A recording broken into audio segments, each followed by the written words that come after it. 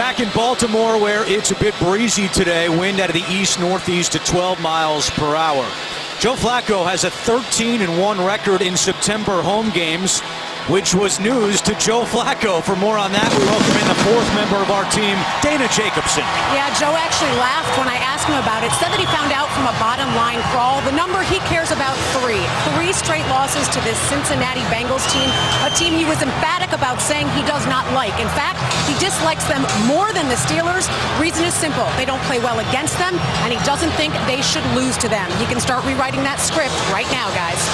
Dana, he told us Friday we shouldn't be losing to them. We need to play our game. It's a big one for the Ravens. Since 1990, only 3 teams who started 0-3 have gone on to make the playoffs. The last team to do it, the 1998 Buffalo Bills, when Joe Flacco was in 8th grade. The Ravens win the toss. They will receive, and they will start at the 20 after the touchback by Mike Nugent. And here comes Joe Flacco, who last week threw for 384 yards against the Raiders, the third most of his career. And the pressure squarely is on Joe Flacco, especially early. He made the comment, as we said in the open, that he believes this Bengals team is not as good from behind. Let's see how they start this game out. The Ravens shift on the line. Forsett starts at running back. Flacco will look to throw to Kyle Juszczyk out of the backfield, and he's tripped up at the 27-yard line by Adam Jones. Let's take a look at the Baltimore starting offense, and for the second straight game, James Hurst starts at left tackle. Eugene Monroe still out with a concussion, and Steve Smith Sr. now in his 15th year, coming off a 150-yard performance last week. Forsett on second down, and he picks up the first. Cincinnati defensively, Carlos Dunlap leads the team with 2.5 sacks to start the season. Vinny Ray made that big interception to seal the win against the Chargers last week. And in the secondary, he just made that previous tackle on first down. Adam Jones now in his 9th year. 1st and 10, Flacco, pump fakes, gets rid of it, it's batted up in the air and incomplete. Domata Peko got his big hand on that one. It's 2nd down. When we were talking to Joe Flacco, he was adamant that they needed to get off to a fast start, and you got to think that he's exactly right. This Bengals team, you don't know if they don't play well from behind because they're never behind. They haven't trailed at any point this season. This is a team that Joe Flacco knows well. Both these clubs know each other, and Flacco was adamant. They've got to get on the board early. And Forsett is stuffed. Geno Atkins, who's been off to an incredible start this year, makes the tackle. Yeah, the Bengals, when we talked to them, in fact, we talked yesterday to Carlos Dunlap, just raving about the level of play that Geno Atkins has brought to the table this year. He's playing at a Pro Bowl level, making a difference. Right there, it showed itself. And now, right away, Baltimore looking at 3rd and long. And just 25% on 3rd downs this year. That's 29th in the NFL.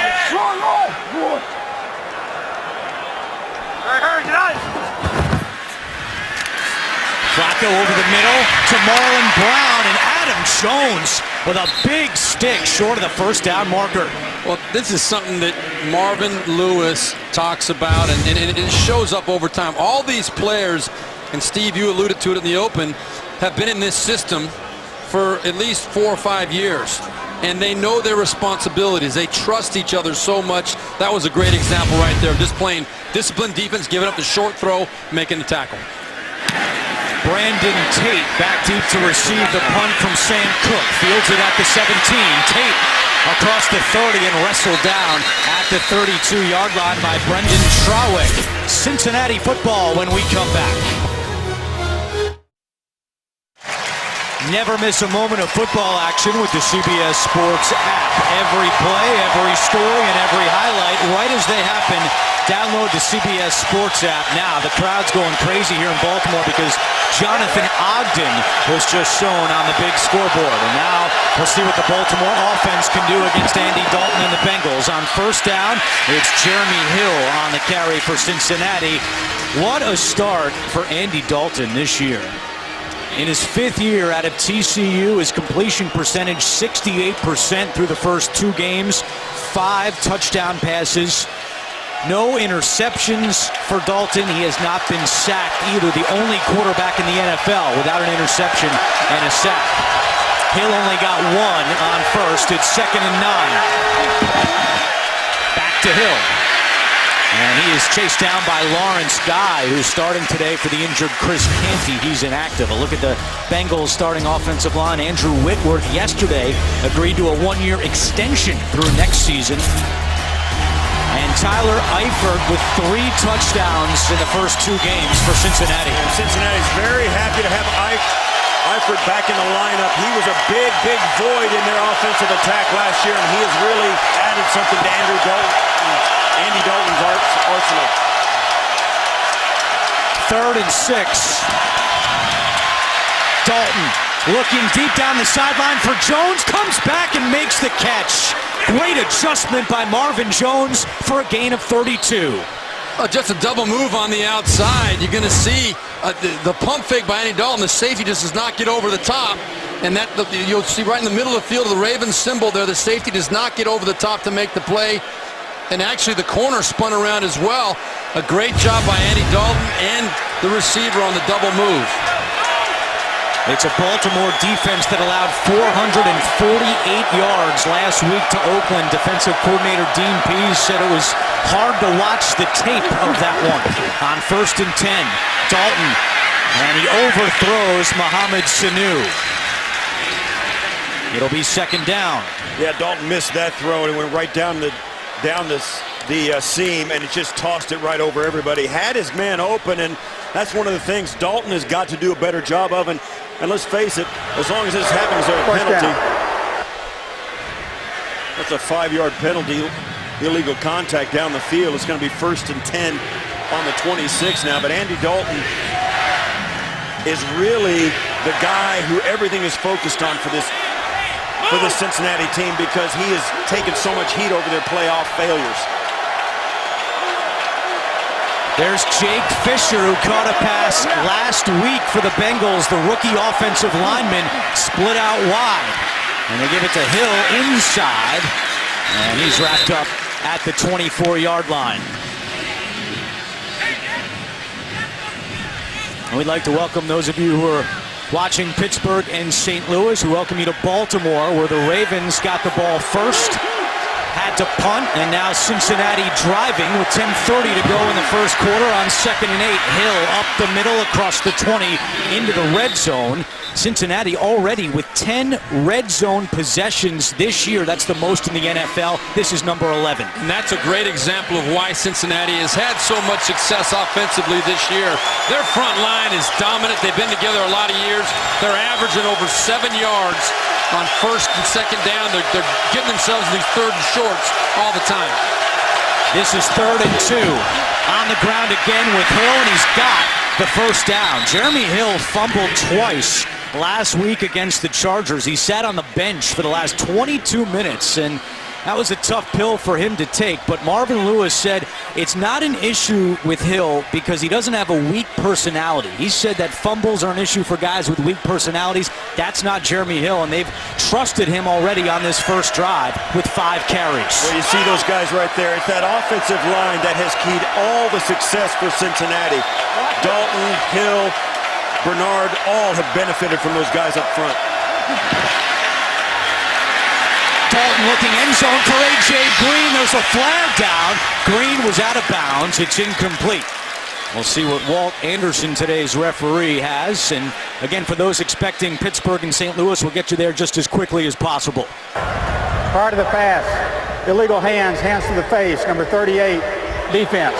5-yard penalty, 1st down. That's the 2nd penalty on this drive. Melvin, the cornerback, on the nickel package, got called.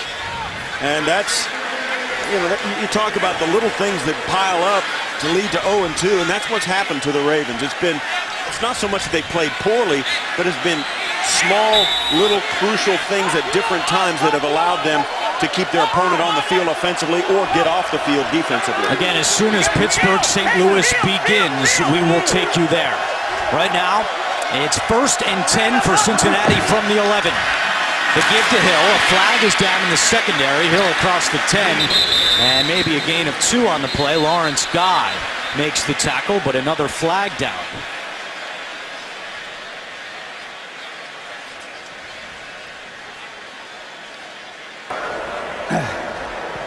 Illegal formation offense. Number 74, who had reported as eligible, was covered by another eligible receiver, number 18. That's a 5-yard penalty. First down. That's Jake Fisher, who they like to use. He's the draft pick out of Oregon. Caught a 31-yard pass last week. Yeah, he's a very talented offensive lineman. Marvin Lewis said they're not afraid to try and create ways to get the ball to him in the passing game. But when you get cute like that, you got to make sure everybody's on the same page. They got burned by it right there. Backs up the Bengals 5 yards. Dalton, quick pass to Green, off his hands, and incomplete. Nearly intercepted by Courtney Upshaw. He had it in his hands. Yeah, those are the kind of opportunities you've got to take advantage of. This ball's going to pop right off the helmet of A.J. Green, right up in the air. And watch Courtney Upshaw. It drops right on his helmet, and he can't grab it either. You've got to be aware. That's why defenders spend so much time on tip drills. But this was going to be a quick bubble screen to A.J. Green to try and make the athletic guy get loose, break a tackle, and maybe get some positive yardage. Upshaw in his 4th year has never had an interception. Had a golden opportunity there. He'll never have a better chance than that one right there. 2nd and 15. 8:50 to go in the first quarter. And movement and a flag. Delay of game. Offense. 5-yard penalty. Still 2nd down.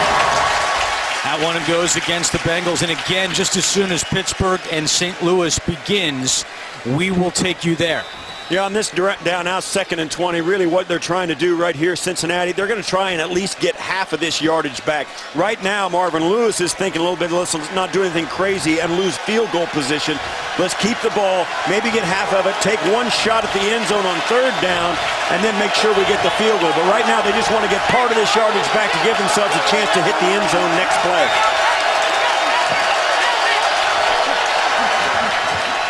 Dalton pump fakes over the middle, incomplete, and another flag comes in. Kendrick Lewis made a diving attempt at an interception. 5th flag of the drive. Walt Anderson busy. Pass interference, number 33, defense. First down at the spot of the foul. That goes against Will Hill, who last week against the Raiders thought he had the game-sealing interception, but was called for holding, and then Oakland went on to punch in the go-ahead touchdown. Well, Tyler Eifert kind of took a dive right there and kind of embellished what was going on. So that gives Cincinnati a first down. Big penalty against the Ravens. Hill up the middle again across the 10 to the 9-yard line. And that's a huge, huge penalty that you can't state strongly enough how significant that is. You know, they were looking at 2nd and 20, and Steve, you were saying they were hoping to get half of it back to have a chance at the end zone.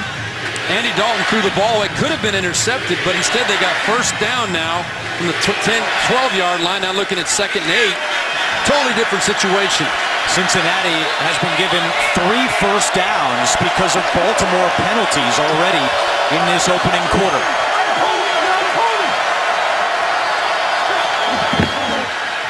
It's Hill trying to get around the edge to the left side, and a big tackle by C.J. Mosley, the 2nd-year man out of Alabama. It's 3rd down. Yeah, you're not going to outrun C.J. Mosley to the sideline, and no matter how good your running game is, if Mosley's not blocked, he's going to get there. And you see as Hill tries to get there, Mosley's just going to mirror him. That's why the NFL is the NFL. Linebackers do run as fast as running backs. That's a great job by Mosley. As soon as Pittsburgh and St. Louis starts, we will take you there. But right now, it's 3rd down and 5 for Cincinnati. 7.5 to go in the first quarter. Dalton steps up, gets away, goes for the end zone, and he is in. Touchdown, Andy Dalton. That was a fantastic read and great job by Andy Dalton. He decided quick, he was decisive, and when the defense backed up in man coverage, he just turned and took it. And if you want to win your teammates over as a quarterback, this is how you do it right here. No indecision. He makes a move, and he takes this ball into the end zone like he means it. He wants to do it. He wants to get to that goal line. Your teammates see that and say, man, this guy came to play today. Andy Dalton just put a move on C.J. Mosley, who, as we just said, he's one of the best inside linebackers in the league. He'll be talking some smack in film tomorrow when he sees Mosley miss the tackle on him. Yeah, Mosley's going to lose a little sleep about that one.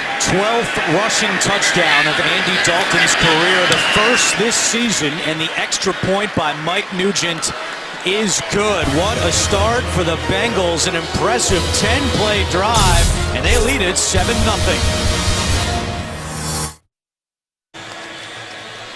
Back in Baltimore, the Bengals have jumped out to a 7-0 lead, a 10-play drive. On that drive, Cincinnati was 3 for 3 on third downs, plus they got 3 first downs from penalties. So a good start for Cincinnati. And again, for those of you expecting to see Pittsburgh and St. Louis, we will take you there just as soon as that game begins in St. Louis. Well, Cincinnati has never trailed so far this season, and now Joe Flacco's team playing from behind. It's 7-0 with 7:20 to go in the first quarter. Michael Campanaro back deep to receive the kickoff from Nugent.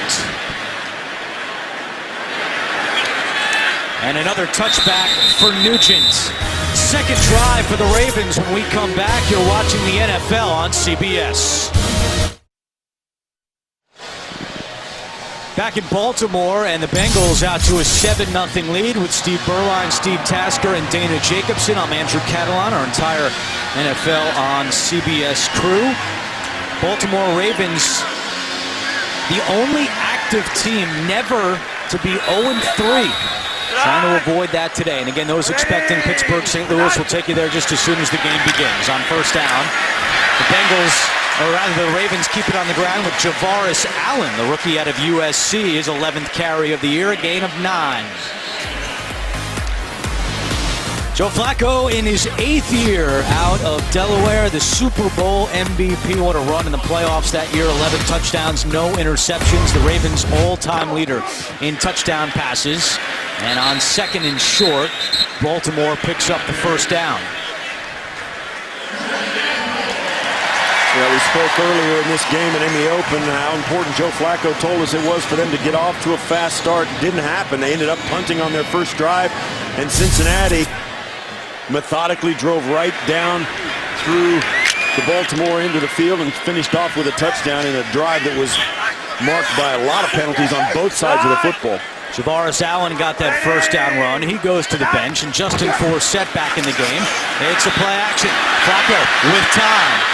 And a short hop pass to his tight end, Max Williams. It's incomplete.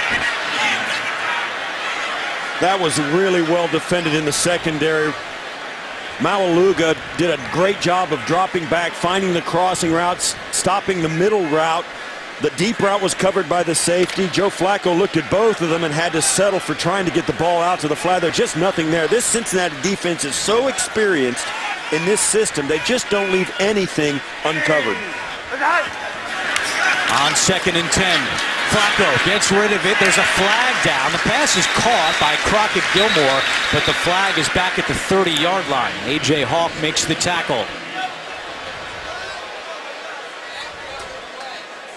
Pittsburgh, St. Louis expected to start shortly, and as soon as they do, those expecting that game will take you there. Walt Anderson, the referee, has been busy.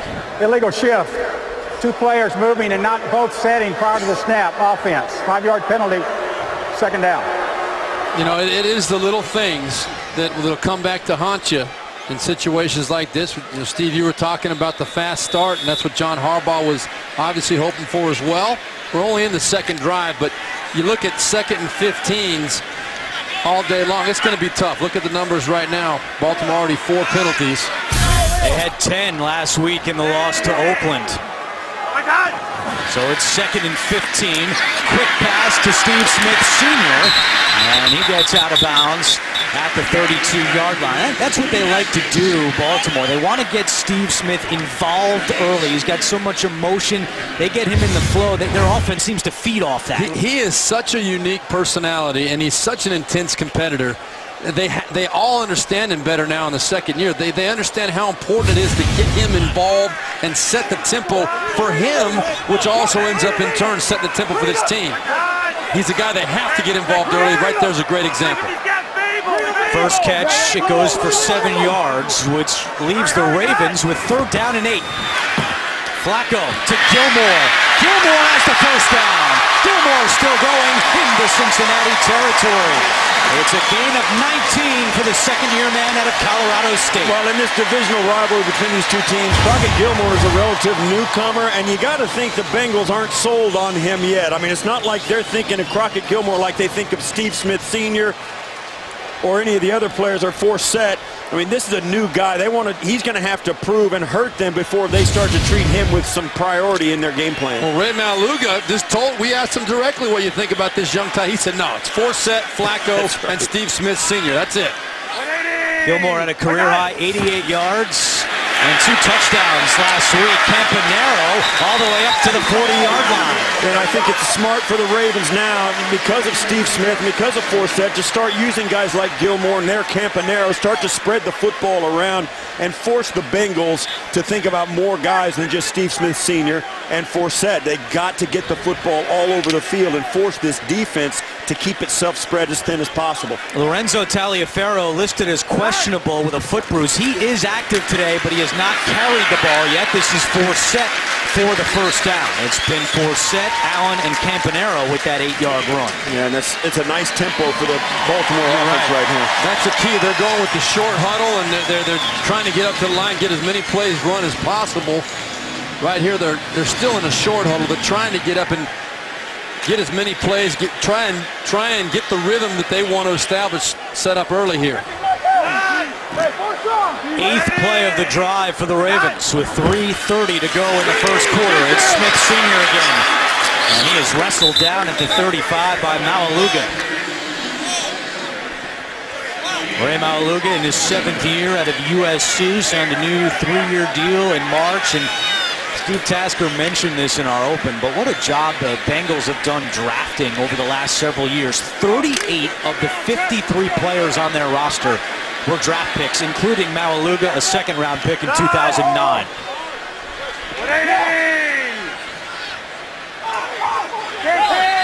Now, Johnson ran off because he thought that Baltimore is guilty of a false start. Yeah, they shifted. We'll see what the... False start, number 74, offense. 5-yard penalty, 2nd down. If the offensive lineman puts his hand on the ground and then picks it up, and you see there, and you'll see that, you know, James Hurst just lifts his hand up. It's right here. He's going to lift his hand up, and that's, you see there, that was not just a shift or a resettling after an audible. That was a mistake, and it cost him. Hurst starting for the injured Eugene Monroe, still sidelined by a concussion. So it's 2nd and 13. Flacco, and that pass is caught by Smith. And he's up to the 32-yard line. Adam Jones makes the tackle. Already the 3rd catch for Steve Smith Sr. And what can you say about this guy? I mean, last week, 10 catches, 150 yards. Only the 4th person in the history of the NFL at 36 or older to go over 150 yards in a game. Continues to amaze the level that he plays at. And a few words with Adam Jones afterwards. Those two guys could have a fun little matchup today. Yeah. Marvin Lewis said he won't roll his corners, meaning it could be Kirkpatrick on Smith as well. But when they're matched up, look out. Flacco deep, and it's broken up. That was Kirkpatrick breaking up the pass intended for Aiken. Now there's a flag down inside. There's a little bit of a scuffle right at the line of scrimmage.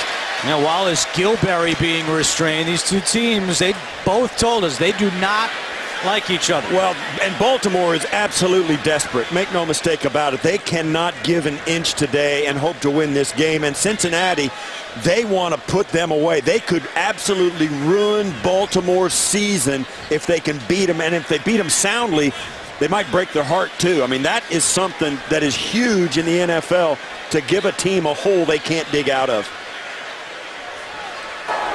Result of the play was an incomplete pass. After the play, there were dead ball fouls by both teams. Personal foul and necessary roughness number 72.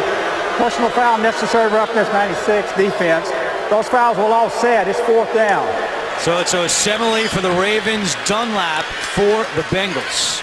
And I thought, excuse me, Andrew, I thought Kirkpatrick was going to pull this pass in at the other end of this.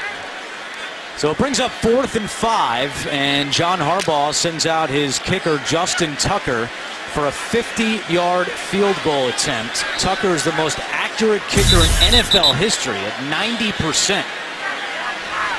And he's 15 of 21 in his career from 50 yards or longer. Showed you the wind conditions earlier. Bit breezy today out of the east-northeast at 12 miles per hour. Tucker from 50. Drifting right, and it's no good. A rare miss for Justin Tucker, his first this season that has been off the mark. He has been so reliable for the Ravens, but off the mark from 50, and it's still 7-0. The Ray Lewis statue outside the gates here in Baltimore, and the Ravens trail 7-0. Bernard with the first down carry to the 45-yard line. Yeah, that over 5 yards on first down is huge. Your weekend starts with Thursday Night Football, and Joe Flacco and the Ravens travel to Pittsburgh to tough it out with Big Ben and the Steelers. That's on CBS and NFL Network. On second down, Bernard into Baltimore territory. Good for a Cincinnati first down. Bernard and Hill, the second most dynamic duo in the league through 2 weeks. Only the Redskins with Alfred Morris and Matt Jones have run for more yards than Bernard and Hill. It's attitude on those first 2 plays of this drive. Just straight at this Ravens defense that prides itself on being tough against the run up the middle. Dalton screen to Eifert. Has a little bit of room. At the 40, a first down. Eifert still going. A flag is down back at the 46-yard line, but a gain of 18 for Eifert if it stands. Illegal. I think it's going to be an offensive lineman downfield. Ineligible player downfield prior to the pass. Number 61 offense. 5-yard penalty. Still first down. Marvin Lewis, not a fan of that one. Well, here's Tyler Eifert right here. He's going to pull back for the screen pass, but the center is the one who the downfield was called. You see this play takes time. Andy Dalton's going to fake to his left and then throw it to his right. And you see right there, you can see that Bodine was definitely about 3 or 4 yards down the field. Probably a step or two too soon for the experienced center. 15 seconds to go in the first quarter. Cincinnati keeps it on the ground, and that should be the final play of the first quarter after the run by Bernard. Gained a couple. That's the end of the first quarter here in Baltimore. Ravens trying to avoid an 0-3 start. They trail 7-0.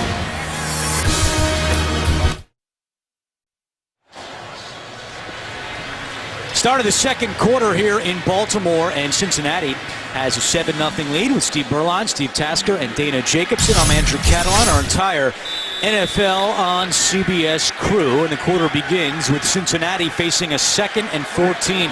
There were 8 penalties called in that first quarter. Dalton, play action. Flushed out, and he is sacked. Brought down by Will Hill, and that's the first sack of Hill's career. And the first sack of the season for Andy Dalton. And it's tough when you're running a play action pass on 2nd and 15. That's not going to fool many defensive players. The blitz was timed perfectly by Will Hill, and Andy Dalton did not have much of a chance there. Well, with Terrell Suggs out of the game or off the lineup for the Ravens, they're going to have to bring, or at least the Bengals have expected them to bring more people to get the same amount of pressure they had with Suggs. Suggs was a force, and the Ravens are going to need more people or somebody to rise up to equal his production. Third down and 22. Upshaw coming, and the pass is incomplete. Upshaw came free on Andy Dalton, and the Bengals quarterback had to get rid of it. It's fourth down. Well, this is right here. He's just going to come inside and get to the quarterback, and it's not really that tough a stunt. It's an easy stunt that the offensive line of Cincinnati absolutely just blows, and you can see there Clint Bowling, the guard, he says, hey, wait a minute, I got grabbed and pulled, and that's exactly what happened. Great stunt by Baltimore, and they got away with one. First punt today for Kevin Huber of the Bengals. Campanaro awaiting it and calls for a fair catch, driving them back to the 7-yard line. Baltimore will be backed up to start this next drive. They trail 7-0. 14:07 to go first half. And the Ravens trail 7-0. Flacco play action. Wide open is Gilmore. A lot of room to run at the 20. Gilmore is finally wrestled down by Dunlap.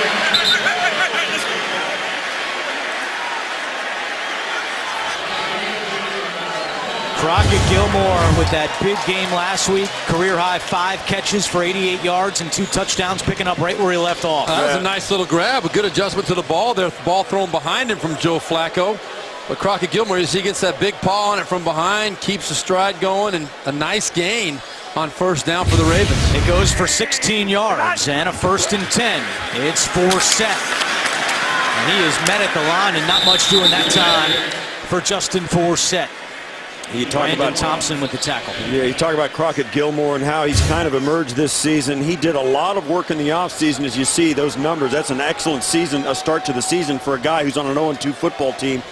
He put on 25 pounds from last year. He went from 250 to 275 as a tight end, and that's an enormous physical matchup.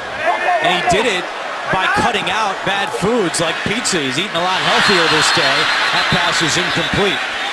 Interestingly, on Gilmore, he spent his offseason going to an offensive lineman camp, Charles Bentley's camp in Arizona. He got turned onto it by his former teammate at Colorado State, Weston Richburg. You don't often see a tight end go to an offensive line camp, but it taught him a lot. He used to open his hips a little more fluid in the way he blocks, and he really got a lot out of that offseason in Arizona. And he's a great blocking tight end, but I guarantee he came out of there learning a little bit more about what it takes to be a great blocker up front. 3rd down and 10 for Baltimore. Flacco has all day, looking deep for Smith. Flag is down. Smith comes back. It's incomplete. It was Kirkpatrick on the coverage. And let's see what the flag is.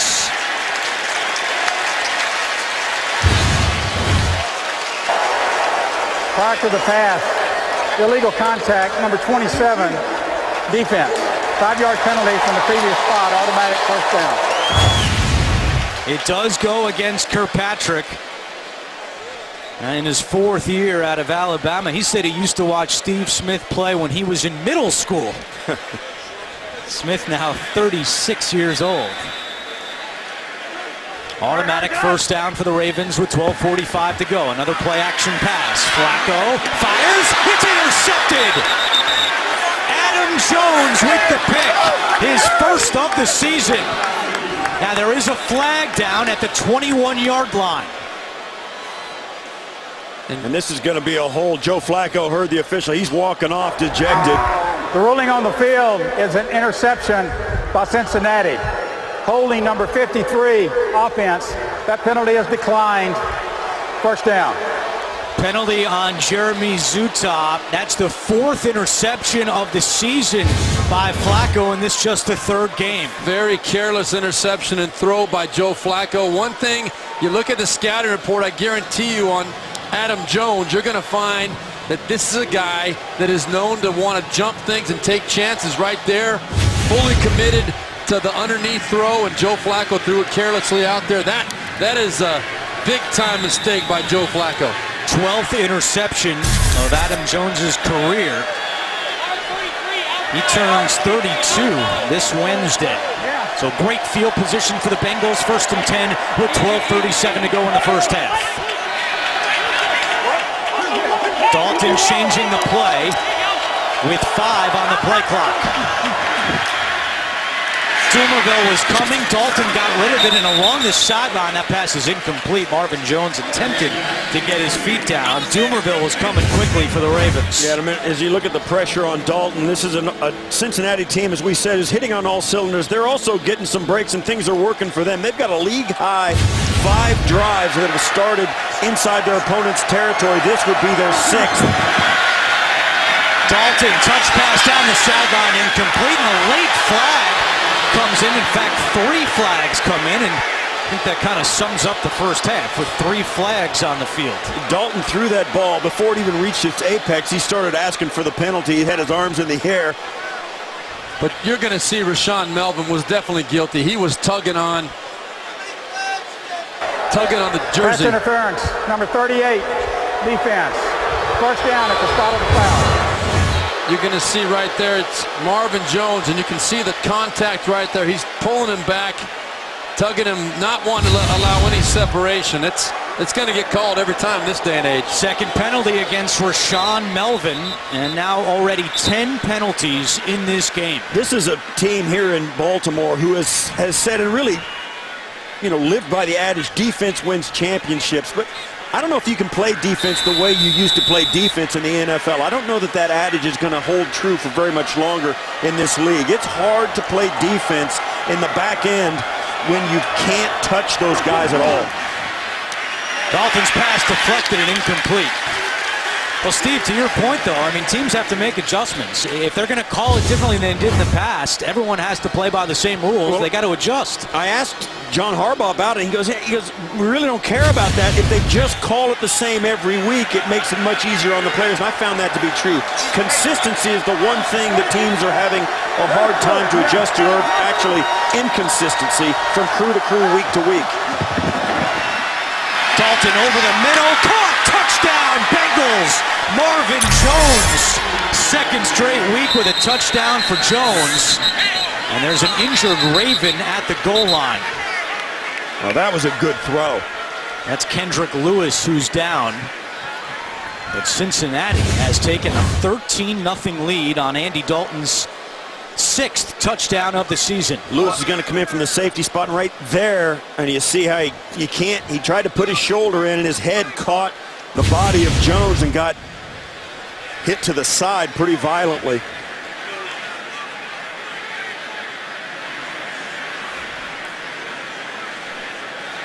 So the interception by Adam Jones leads to 6 points for now, with Mike Nugent coming out to attempt the extra point. But of course the concern is with the 6th-year man Kendrick Lewis out of Mississippi.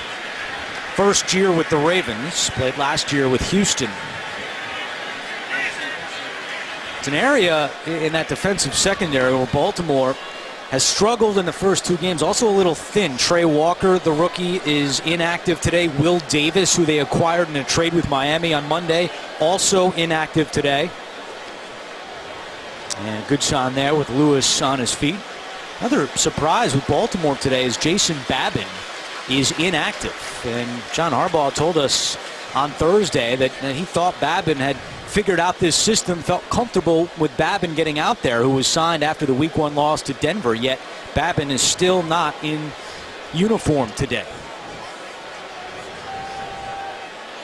Babin being signed after the Terrell Suggs tore his Achilles as a replacement player who had some experience and they felt could pick up the system pretty quickly. Kendrick Lewis making his way off the field. Now, I don't think there's any question. This has got to be a point where you got to go through the protocol, although he's walking right past the bench, right down to the locker room. So here's Nugent for the extra point.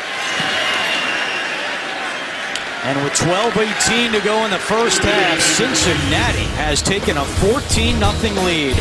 Joe Flacco with his 4th interception of the season, and it leads to 7 for Cincinnati. The Ravens celebrated Hispanic Heritage Month by hosting their annual Play 60 Youth Football Clinic for 150 Hispanic children. The event was held this past Monday at Coppermine Fieldhouse in downtown Baltimore. You can visit NFL.com/Hispanic Heritage for stories about Hispanic pride and culture from around the NFL. Andy Dalton now has 6 touchdown passes and still no interceptions. Also ran in a touchdown in the first quarter. A 3-play drive following the interception by Adam Jones. It all adds up to a 14-0 lead for Cincinnati, trying to go to 3-0 for the second straight year. Steve Berline, Steve Tasker, and Dana Jacobson. I'm Andrew Catalon. We thank you for joining us for Week 3 of the NFL on CBS. Michael Campanaro back deep for Baltimore, and Mike Nugent now in his 11th year to kick it away. And that is another touchback for Nugent. Big drive coming up for the Ravens when we come back.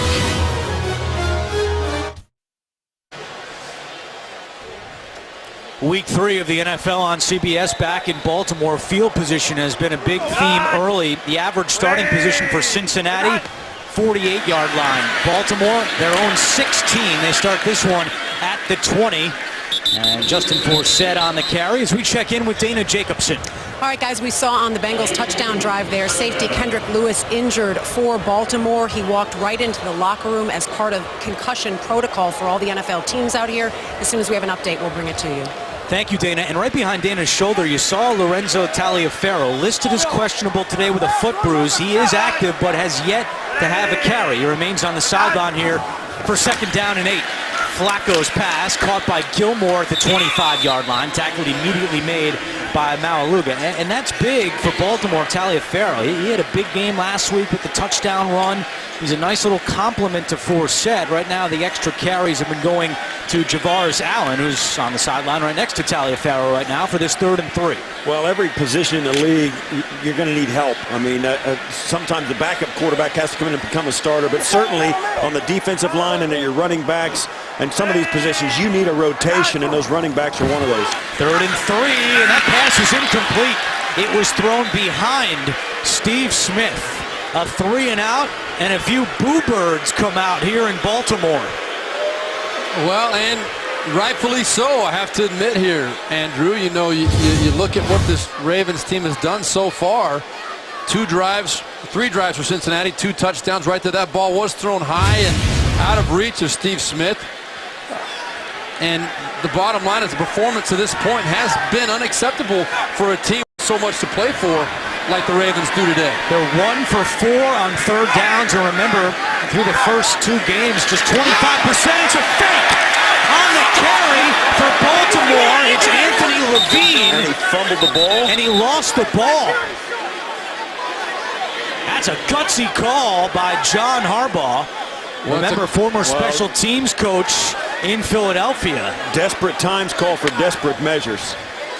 That's a perfect time to call it. They were not expecting it, although the Bengals rallied. And let's talk about that for a minute. No question, Baltimore Ravens are not looking as good as they are, as we have seen them look in the past. They struggled through the first 2 weeks, but they weren't out of those football games at all. But I'll tell you this Cincinnati Bengals team is the best team they have faced yet this season. The Bengals are good. There's no shame in losing to the Bengals, but I'll tell you what, they need this game. The Baltimore Ravens are absolutely desperate, and that play right there typifies it. Yeah. So they've said that Baltimore did not lose the football. So now we're going to come down to a measurement. As you see it again, Levine on the fake. Remember last week in Oakland, Harbaugh went for it on 4th down from his own 30-yard line, but he didn't call a fake. He kept the offense on the field, and how about that? Marvin Lewis needs to challenge this. I do not think he's got that. He's got to get to the 30-yard line. That was a play. The drive started on the 20, and they lost the ball there. And when he falls back on, oh, I see, that's it. Gain possession. But you can't advance a fumble on 4th down. Although it's where the player is allowed to recover the ball because the ball did not go out of bounds. It's dead at the spot of his recovery because he was a player that fumbled it. It's first down, That's Baltimore. correct. That's exactly, you got it exactly right. Plus, it's not late in the game either, inside the 2 minutes. So Levine got very lucky with fumbling the football. He's got to recover his own fumble, and it's where he regains possession of the fumble is where the ball is marked. So he's taken down short, loses control of the ball, then pulls it back in beyond the first down marker. So it's the second straight week that backed up in their own end. In the second quarter, John Harbaugh has rolled the dice on fourth down. Pays off for Harbaugh, and it's 1st and 10 for the Ravens. Well, you can't take, well, that was a fantastic play by Cedric Pierman to make that tackle, get to the point of stopping that play. Forsett up the middle to the 35-yard line. Now the Ravens have got to take advantage of that play. I mean, they've gone to the bucket a couple of times. They've had a couple of trick formations. They've had a lot of penalties against them. Now they've run the fake punt as well. They've thrown the interception. I mean, they've got to be sparked by a reprieve on fourth down by their punt team, getting them the football back. It's Javaris Allen on the carry. And that Cincinnati run defense not fooled Domata Pecco, the first one to get there. It's third down. But we talked about it beforehand, Steve. The front of the Cincinnati Bengals, both sides of the ball is playing so physical. Right there, you see Domata Pecco with the stop, but it was across the line. Very, very physical, very strong, holding that line and not giving anywhere to go. There's Lorenzo Taliaferro into the game next to Flacco for this big third down and 4. Flacco to Steve Smith. Great catch by Smith Sr. And depending on the spot, that's right at the chain. Let's see if they give him a good spot. Yeah, they're moving the chains. He got the first down. Watch as he pulls this off as he gets out and turns up the field. Watch his right foot there just get across the line and get the first down. Well, I'm here to tell you, Joe Flacco has thrown a few passes this year. He two interceptions against Denver, and the interception today, and that throw right there, to me, they stand out because he's kind of floating that ball out there in a dangerous fashion. That ball very easily could have gone the other way as well. We're used to seeing Joe Flacco rip that football all over the field. He's kind of been throwing off his back foot a little bit more this year. Flacco. And that pass is caught by Nick Boyle, the first catch of his NFL career. And for the first time ever, it's a Delaware to Delaware connection. Flacco out of Delaware and Boyle, the rookie 5th-round pick out of Delaware. Yeah, this play works because, as you just alluded to, he gets that ball out of there very fast, and Boyle does a great job hurdling the defender to get the extra yardage. But the ball's got to come out quick against Cincinnati. Forsett trying to keep those legs moving, tripped up at his 49-yard line. It'll be third down. A.J. Hawk on the tackle. What a hurdle there from Nick Boyle, Delaware's all-time leader for receptions among touchdowns. And you can see how very difficult it is to make yards against this Cincinnati defense. Baltimore sticking to their game plan, trying to run right at them. They're not having a whole lot of success, but they've given themselves an opportunity, third and short here. Taliaferro in the backfield again on 3rd and 2. Taliaferro with his first carry, and he is stuffed. First carry of the game, Taliaferro is thrown back, and that brings up fourth down. Pecco and Dunlap leading the charge, and out comes the punter for Baltimore, Sam Cook. Pecco again, you'll see it. I mean, he's right there, and you can see they just can't move those guys out of there. It's like the Bengals have got 3 tree stumps, and the offensive line of the Ravens cannot push those guys out of the middle. Baltimore's trying to run inside the tackles, and they just cannot get it done. Yeah, they've established control. Cincinnati has established control of that line of scrimmage, both sides of the ball. This time they punt. And there's a flag down. There was some contact with the punter, Cook. Tate is taken down on the return by Darren Waller. Now let's see. It's only 4th and 3, so either way, it's going to be a first down. No, this is going to be on Baltimore. There was a hold back here, and they'll take it at the end of the punt. The fans thought it, and as did I, thought it was running into the punter. Prior to the kick, holding number 44, the kicking team. Cincinnati has elected to enforce the 10-yard penalty from the end of the run. First down, timeout. So Cincinnati football when we come back. 7:35 to go in the second quarter. Bengals have the ball back. They lead it 14-0. Andy Dalton will start this 1st and 10 out of the shotgun. Quick pass to A.J. Green, caught at the 25. Jimmy Smith right there to make the tackle.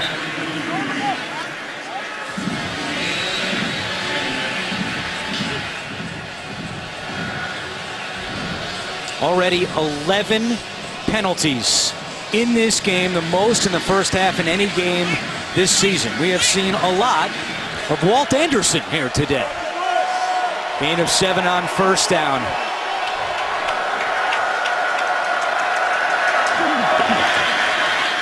Ravens show blitz. Dalton gets rid of it to Sanu, puts the moves on for a first down, but there's, guess what? Another flag down at the 32-yard line. They called it A.J. Green for holding. I don't know about that. Yeah, I mean, last weekend we've been talking about this, and with the penalties, I guess it's a good time to bring it up. After the reception and during the run, holding number 18, offense. Now you'll see that now there's a Correction.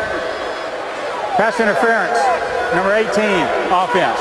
10-yard penalty from the previous spot, still second down. Well, for more on the penalty situation, a guy that's thrown a flag once or two in his career, Mike Carey, our officiating expert back in New York. Mike, we've seen a lot of flags today. Yes, you know, last week we saw a lot of flags too. As a matter of fact, almost twice the average of the year prior. So, you know, what's happened is a lot of competitiveness. Everybody's trying to challenge the ball, challenge everything to see what they can get away with. That's a good point.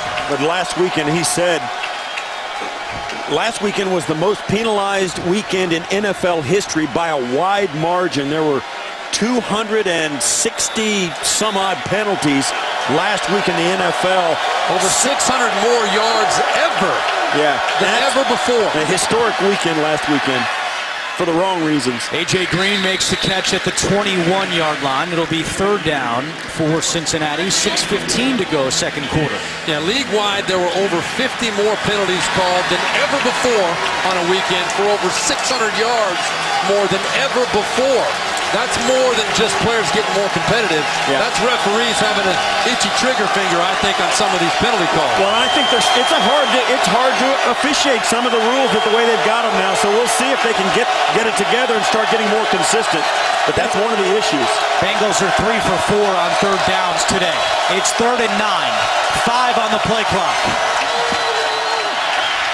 Dalton fires to A.J. Green on the sideline. And he makes that catch. That's a clutch catch by A.J. Green. A gain of 17. Double covered as well. They've got a cushion because look at that. They got a trail guy and a top guy. They got him over and under.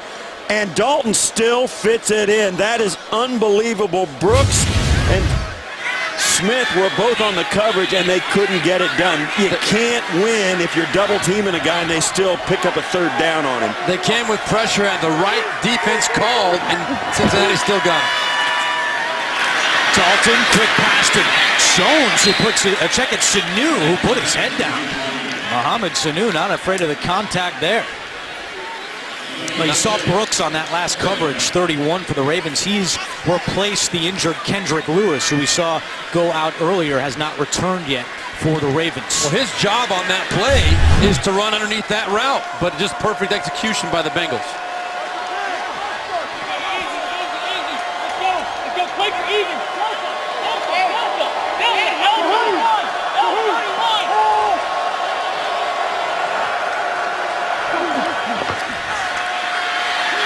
Dalton looking deep for Green. He's got separation and he's got the catch at the 25-yard line.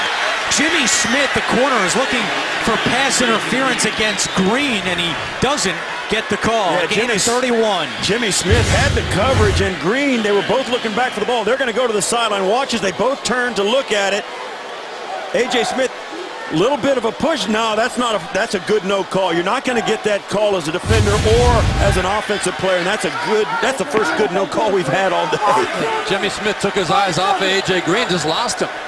Fourth catch today for A.J. Green with inside 4 minutes to go in the second quarter. Right back to A.J. Green down to the 11-yard line.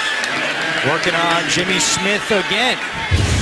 Well, Jimmy Smith is the best cornerback, rewarded with the big contract this offseason after the tough foot injury he had last year, but they are not shying away from him at all today. And they continue to use some tempo. No huddle here for the Bengals. 1st and 10. Yeah, this changing the play right here, this is something Andy Dalton has grown into, and he's doing a great job at it. Dalton looking corner of the end zone for Sanu, and it's incomplete. C.J. Mosley came with the pressure, knocking Dalton to the ground. Yeah, Steve Berline, you knew that. You played quarterback. How long does it take a guy to start to grow comfortable with changing protections, calling the play, changing the route, going to the guy he wants? That's a big step for a quarterback. Well, number one, it helps to have time to throw right there. They got some good pressure on Dalton, but you're right, though, Steve, 100%. I believe it takes 3 to 5 years before a quarterback really reaches his peak as far as knowing what's going on. Well, you can see it right here with Dalton. Dalton, the option to Bernard, and he's run out of bounds at the 6-yard line. It'll be 3rd down and short for Cincinnati, 3:08 to go. Yeah, with this red zone now on a 3rd down and 6, so it's not a goal-to-go situation, so they actually could get a 1st down, but the Bengals are in the driver's seat in this game. Make no mistake, they can do anything they want. The whole playbook, they don't have to throw the football. They can run it. They can pick their spot. What I would do, pick a matchup and throw at it. Tyler Eifert, tight end. Look out for him in this situation. A timeout has been called by Cincinnati with 2:46 to go. That's a good timeout. First timeout of the half for the Bengals. That's a really, really good timeout. You can't waste this opportunity. Get the perfect play. Doesn't mean you're going to score, but give yourself the best opportunity, because if you go up with 21 points at this point of the game with 2:46 left, it could spell curtains early here for the Ravens. And with a 14-point lead, you can afford to be a little conservative if you're the Cincinnati Bengals right now. Try and catch them off guard, maybe with a shovel pass, and you can see Marvin Green running down there to Marvin Lewis, excuse me. Marvin Lewis running down there to get that timeout call. But he's walking it off now. He ran down there. Now he's got to catch his breath. But a shovel pass or a draw play, maybe a middle screen here would be something to think about. But I think the number one threat is Tyler Eifert. I don't think you put the ball in the air at all. Well, Andy, there's no reason. You've got a field goal here. You're going to go up 17 points, 3 scores in the first half with 2 minutes to go. Do not take a chance. Although your defense is playing so well, you may feel confident enough to do it. It's 3rd down and 5. Play clock expired, a delay of game. How does that happen out of a timeout? Delay of game. Offense. 5-yard penalty. Still 3rd down. That's the 2nd time Andy Dalton's been called. Now, it's tough on the road, no doubt about it, but a quarterback's first responsibility coming out of the huddle is to look at that play clock. You got to be aware of that, number one. And Andy Dalton in his 5th year, he's being told by the offensive lineman, hey, look at the clock, man, it's running down. That's inexcusable out of a timeout. You can't have that happen. That's 2:46 to go, 3rd and 10. That's the first false move they've made all day.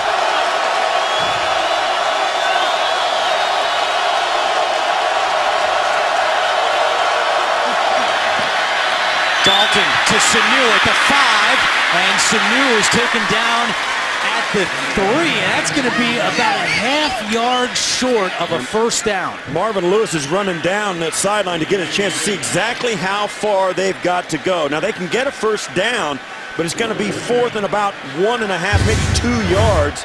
It'll be interesting to see what Marvin wants to do, and he's going to let this clock run down to the 2-minute. I think it's even less than that, Steve. It looks like it's barely a yard. Is there a coach's box where these coaches are supposed to stay, by the way? I mean, well, now he's strolling along with the side judge over there. It's like they're trying to decide where to have coffee. So he's looking at now. He wants to get a really good look at how far this is. He'll have some time to mull it over. 2-minute warning in Baltimore. Marvin Lewis is going to go for it. You guys agree? I do not agree. I think you got to take the 3, go up 3 scores. I like his confidence. Jake Fisher is reported as eligible.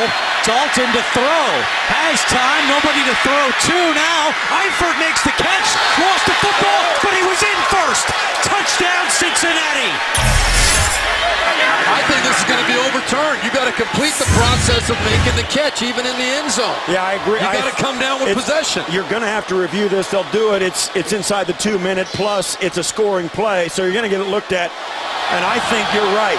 From what I understand, that Eifert has to go all the way to the ground, roll over with the football, and he never has control of this football. He gets tangled up. He's got to complete the whole catch, though, to the ground. Right, he gets tangled up with Trawick. That is no way. There's no way that's a touchdown. By the court. Now, the question is, was he over the line playing? He's got to complete the process. He's got to complete the process. Bad decision by Marvin Lewis as well. Walt Anderson has been under the hood talking to New York that entire commercial break. He's just coming out now. Again, the call on the field is a touchdown. And let's see what Walt Anderson has decided. After reviewing the play, the receiver is going toward the ground, is still in the process of completing the catch. And even though the ball is extended beyond the goal line, it is knocked loose prior to him hitting the ground. The pass is incomplete. So it's a turnover on downs. Baltimore gets the football back, and we go back to New York. Mike Carey, what are your thoughts on this? Exactly the same. Here's a key point, though. When the contact by the defender comes prior to that second foot coming down, and that contact takes the receiver to the ground, he has to make sure he gets all those elements before he hits the ground and maintain control all the way through. That's true all the way across the field, inline to inline.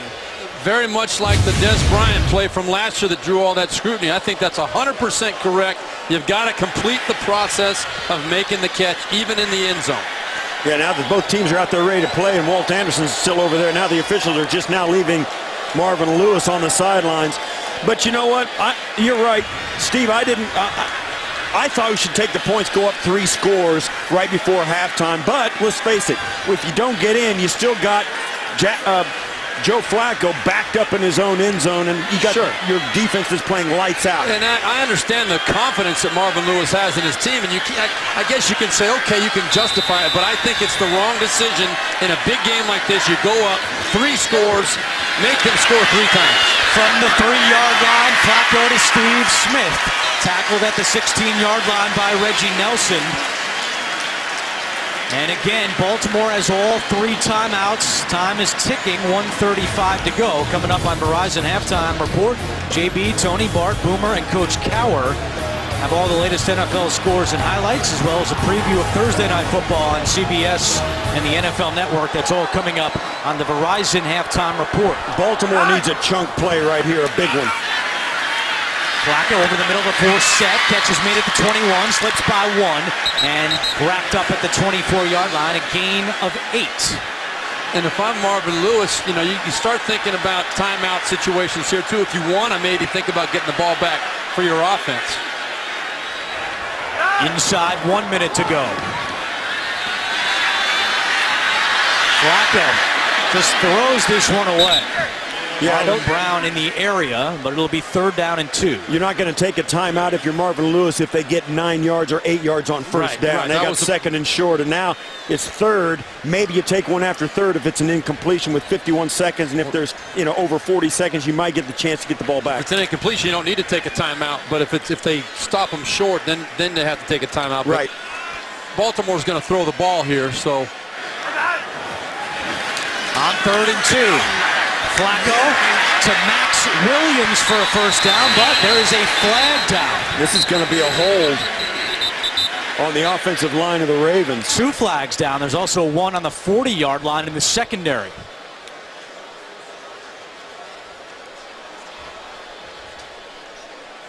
Wow, this has been one of those halves. I mean, these guys are they're getting paid by the flag today. Their arms are getting sore. There are fouls by both teams. holding number 96 defense, holding number 89 offense. Those fouls offset. Third down. Well, we saw earlier that the defensive line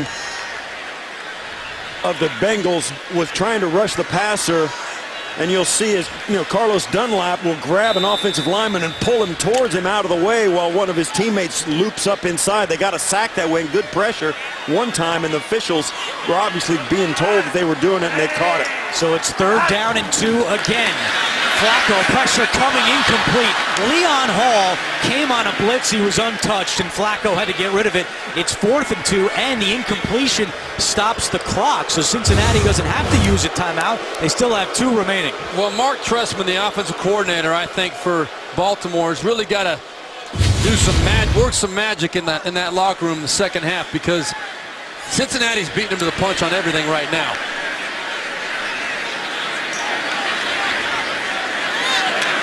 Third punt for Sam Cook. And that was partially deflected. Adam Jones comes up to make the catch at the 42. So good field position here for the Bengals. 33 seconds to go, and they have 2 timeouts remaining. So here we go. Cincinnati, 2 timeouts remaining. They lead it 14-0. And remember, they do get the ball to start the second half as well. Yeah, expect Cincinnati to be very aggressive in this situation. They've got good field position. All they need to do is get more than 20 yards and they're in field goal range.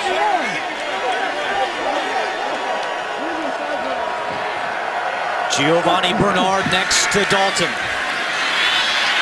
And Dalton flicks it to Bernard up to the 48-yard line. And Marvin Lewis not calling a timeout. No, you want to get a first down here and spike it next. You don't take a timeout right here. Should have had 2 plays called in the huddle. That's what should have happened immediately. Taking a long time, 14 seconds to go. Dalton chased out and chucks this one up and out of bounds. Only 6 seconds remain. Guys, when you throw it to the middle of the field like Dalton did there, I think you have to use your timeout. I think you're right. And especially it looked like they did not have a second play called. If they could have got up to that line quickly and had the second play called, you could justify it. But it took a lot of time.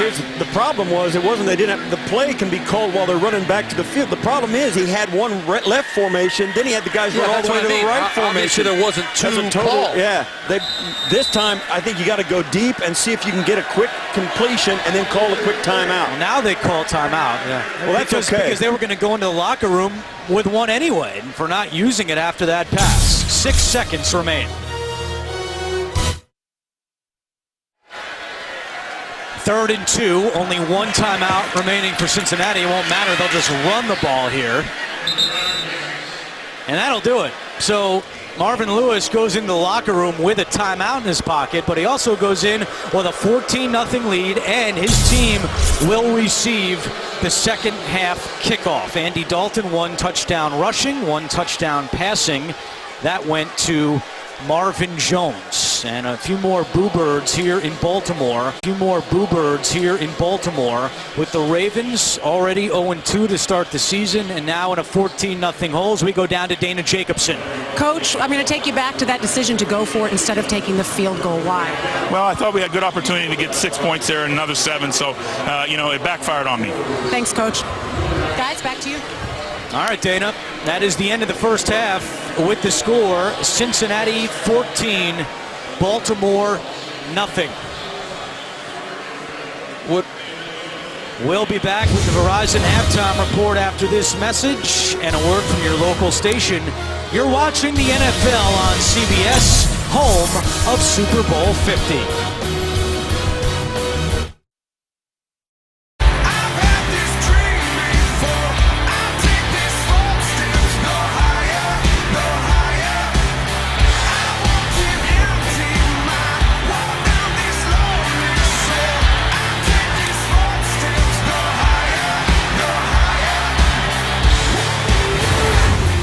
Start of the third quarter in Baltimore. Cincinnati has a 14-0 lead on the Ravens. Let's take a look at the DirecTV Ultimate Picture Cam. Andy Dalton, 1 touchdown running, And the other one passing to Marvin Jones. All heads up to a 14-0 lead. Back in the booth with Steve Berline and Steve Tasker. I'm Andrew Catalon.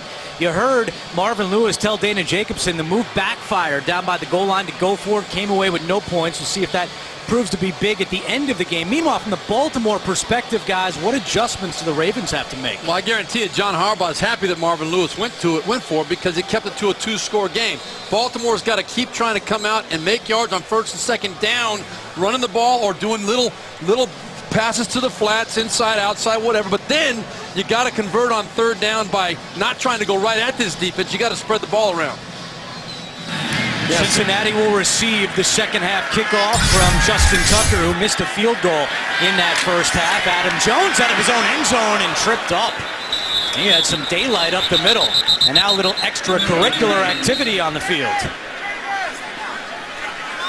Yeah, and I think for the Cincinnati Bengals, they've just got to stay balanced offensively, run and pass. And on defense, it starts with Joe Flacco. They're playing a desperate Baltimore Raven offense, and that starts with Joe Flacco throwing the football all over. If he's pressured, they're going to be ineffective. Adam Jones is still down after returning that kickoff for Cincinnati.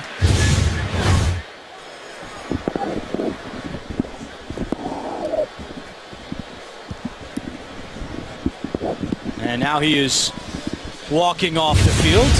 He'll have some time to catch his breath, assuming he's okay before the Cincinnati defense comes out. It'll be 1st and 10 for the Bengals from their own 29-yard line. Cincinnati trying to go to 3-0 for the second straight year.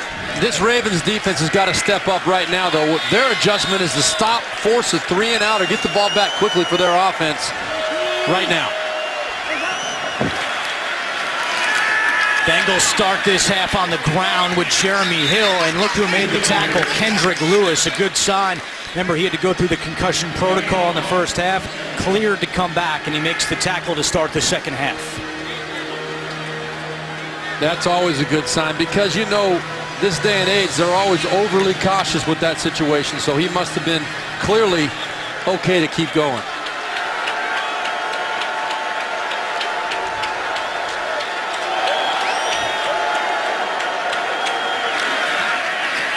Jeremy Hill on the pitch, nowhere to go. Brandon Williams comes up to make the tackle, the big third-year man out of Missouri Southern State. If we take a look back at that first half, you can see the Ravens just kind of trailing in every category. The turnovers really hurt them. The first downs, they had trouble staying on the football field. Bengals were helped out by the number of penalties. It seems like the Raven penalties came at ill-opportune moments. Even though the numbers say they're even, the timing of the Raven penalties was crucial in the success of the Bengals. Cincinnati 5 for 7 on third downs in the first half. It's 3rd and 10 with the crowd making some noise here in Baltimore. Dalton looks right, throws right, caught by Marvin Jones right at the stick. Pushed out by Kyle Arrington, but with the spot, that is a first down for Cincinnati. That's inexcusable for Baltimore. They got him backed up in the 3rd and long. You got to challenge these throws. Right there you saw that there's just not enough pressure from Kyle Arrington on that throw and catch. Marvin Jones is a good receiver, but you got to challenge him in that situation. Yeah, you got to know where the sticks are. He turned his hips about 3 yards past the sticks, and you got to know that that's exactly where the Bengals are going to throw it. Don't turn your hips so quick as a defensive back. Squat on that route. Make sure that they won't complete an easy one. Dalton, pump fake, now in trouble, and he's tripped up. Well, that play was a little bit predictable because they had such hard time on first and second down just a moment ago. You'd think they came back with a pump, fake, and go route on first down, the second first down of this drive, trying to pop one free, and the pressure got to Dalton. He tried to step through it, couldn't get loose, but they knew that the Ravens were going to come with some pressure and tried to take advantage of it and couldn't get it done. And now the Bengals send Andrew Whitworth out wide to the top of your screen, the starting left tackle. They'll run it with Hill and Brandon Williams again. 6'1", 335 pounds, filling the shoes of the departed Haloti Ngata. Williams said that Ngata taught him so much in their time together, and he makes a big play here. Yeah, that was Bodine just getting beat off the ball by Brandon Williams right there. And it doesn't make sense to me to spread out one of your best offensive linemen and then try and run the ball up inside.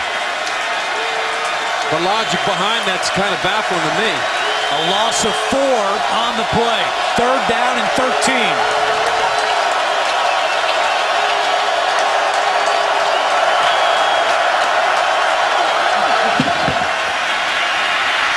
Dalton looking deep for A.J. Green. He's got it at the 28. Inside the 20 for A.J. Green, a gain of 44.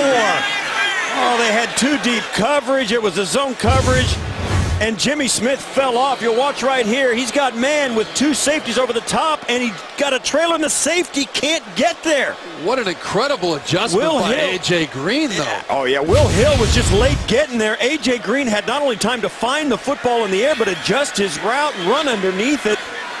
Will Hill has got to get there faster than that. A.J. Green over 100 yards receiving, 6 catches for a buck 20.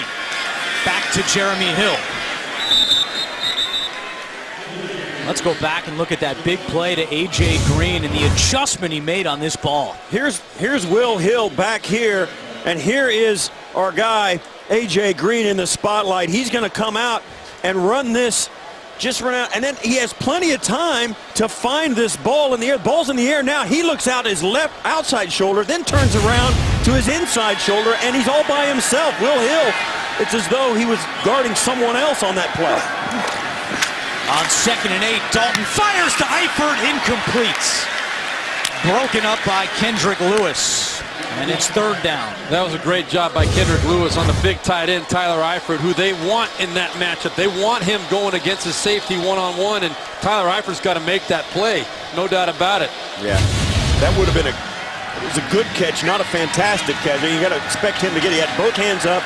Ball was coming in on him right where he needed it, up in his vision. 3rd and 8. Already on this drive, Cincinnati has picked up 3rd and 10 and 3rd and 14. Let's see if they can convert another 3rd and long.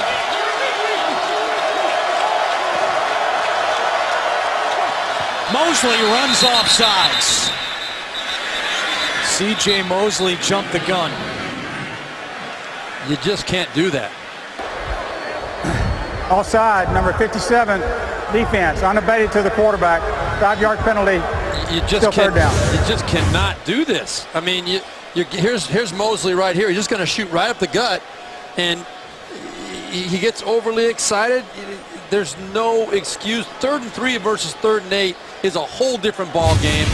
Baltimore used to thrive, always has been known as a defense that thrives on 3rd and longs. They've been getting torched here today. 8th penalty against Harbaugh's Ravens.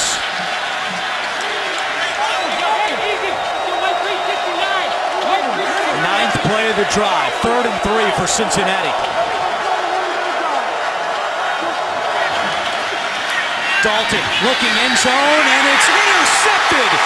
Jimmy Smith comes up with a big play for Baltimore.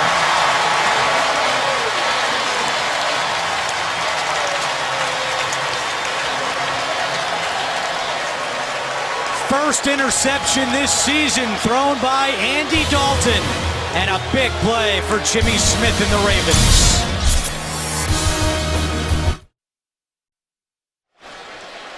Jimmy Smith told us on Friday this is a must-win game for the Ravens, and he makes a big play for Baltimore with that interception, giving Joe Flacco and the offense the ball back at the 20.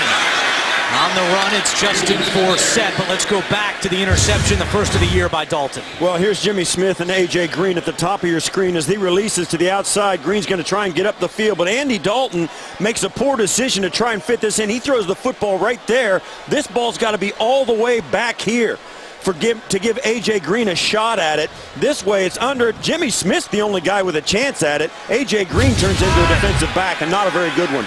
2nd interception this season for Jimmy Smith. It's 2nd and 7.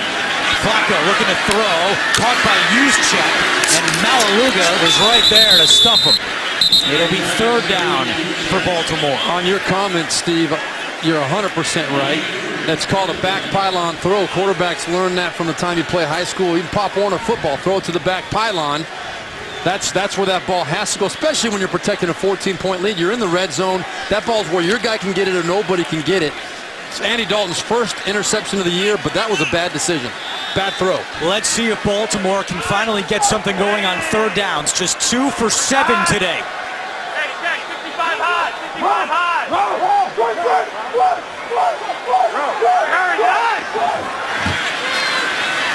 Flacco over the middle, caught by Steve Smith.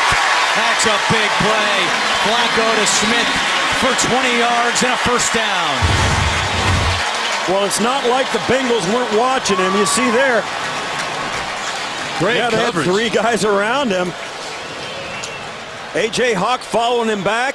Throws it right in. That's a tremendous throw by Flacco. That's why you love Joe Flacco. He can make those throws. He's not afraid to pull the trigger. The problem is he's got to make outstanding throws to get a completion against this Bengal defense. Forsett. And he's tripped up by Domata Peko, but there is a flag down. Holding number 72, offense. 10-yard penalty, still first down. That goes against Osemele. Well, Steve Smith Sr. playing with a heavy heart this week. His longtime receivers coach in Carolina, Richard Williamson, died of a heart condition on Monday at the age of 74. Smith took to social media.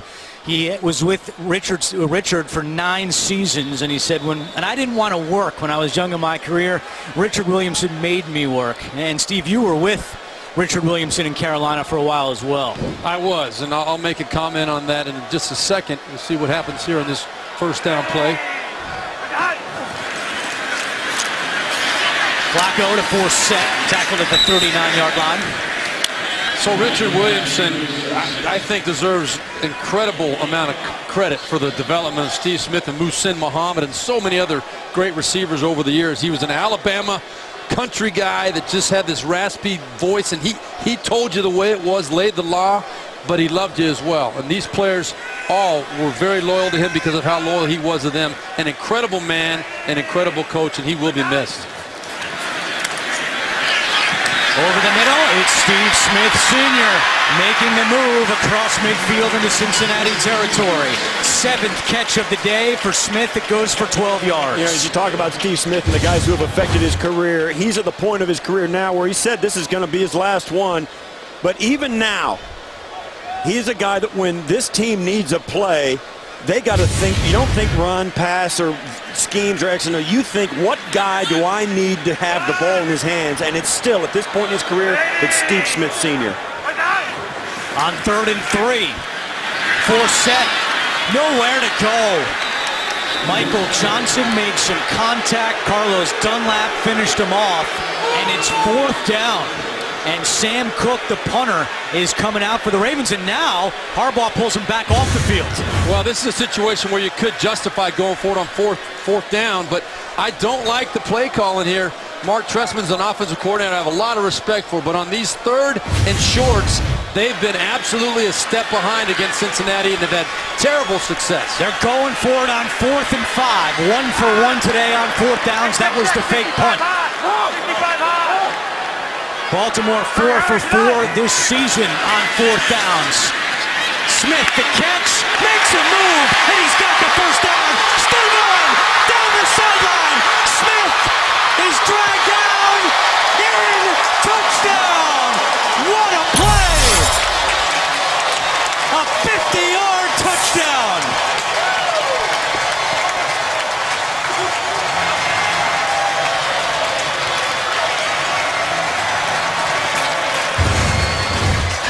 Big is this play, and you're going to see the power and the will of Steve Smith right there. He's one of the most explosive players, has been in the NFL for the last 10 to 12 years, 13 years, I guess is what it is for him now, but he is so small, but he's so explosive and so strong, and his will is what makes it happen consistently time after time.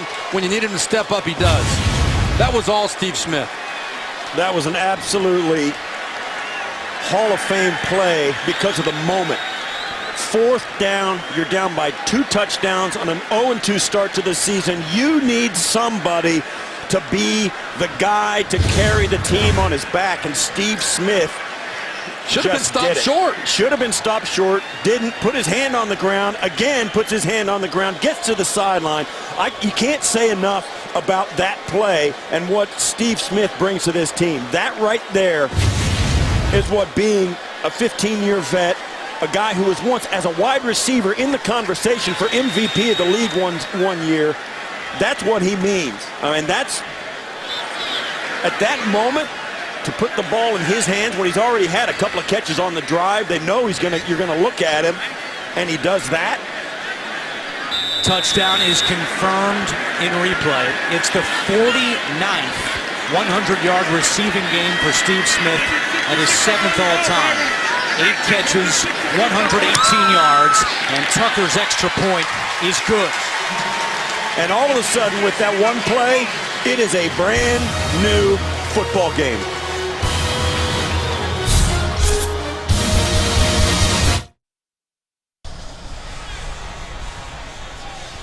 Big momentum change in this game, courtesy of Steve Smith Sr. The 50-yard touchdown catch on 4th and 5, and all of a sudden it's a 14-7 game with 6:23 to go in the third quarter. It's amazing how turnovers come back to haunt you like that. It gives the other team a lift, and then of course you can't coach what Steve Smith just did. Tucker kicks it away, Tate back deep, it'll be a touchback. He's 36 years old, but Steve Smith Sr., he's got the heart of a champion. His team down by 7. This crowd has come to life. The Ravens trail by 7. Dalton's pass complete to A.J. Green on first down. We go down to Dana Jacobson. You know, guys, we saw great leadership from Steve Smith on the defensive end. They're obviously missing their key leader, and Terrell Suggs out for the season with that Achilles injury. It's one of the things off the field that people probably didn't think about. Who's going to give that pregame speech in the locker room? We were told last week it was Chris Canty, and so far this week, mum's the word, although Dooms was recommended for it. Dooms, Elvis Dumerville, of course, as Giovanni Bernard is taken down. It'll be 3rd down for Cincinnati. Brandon Williams really coming to life in this second half, another tackle. And this is a situation now where the Cincinnati Bengals in a hostile environment are going to be challenged. Andy Dalton needs to make a play right here. A.J. Green at the bottom of your screen.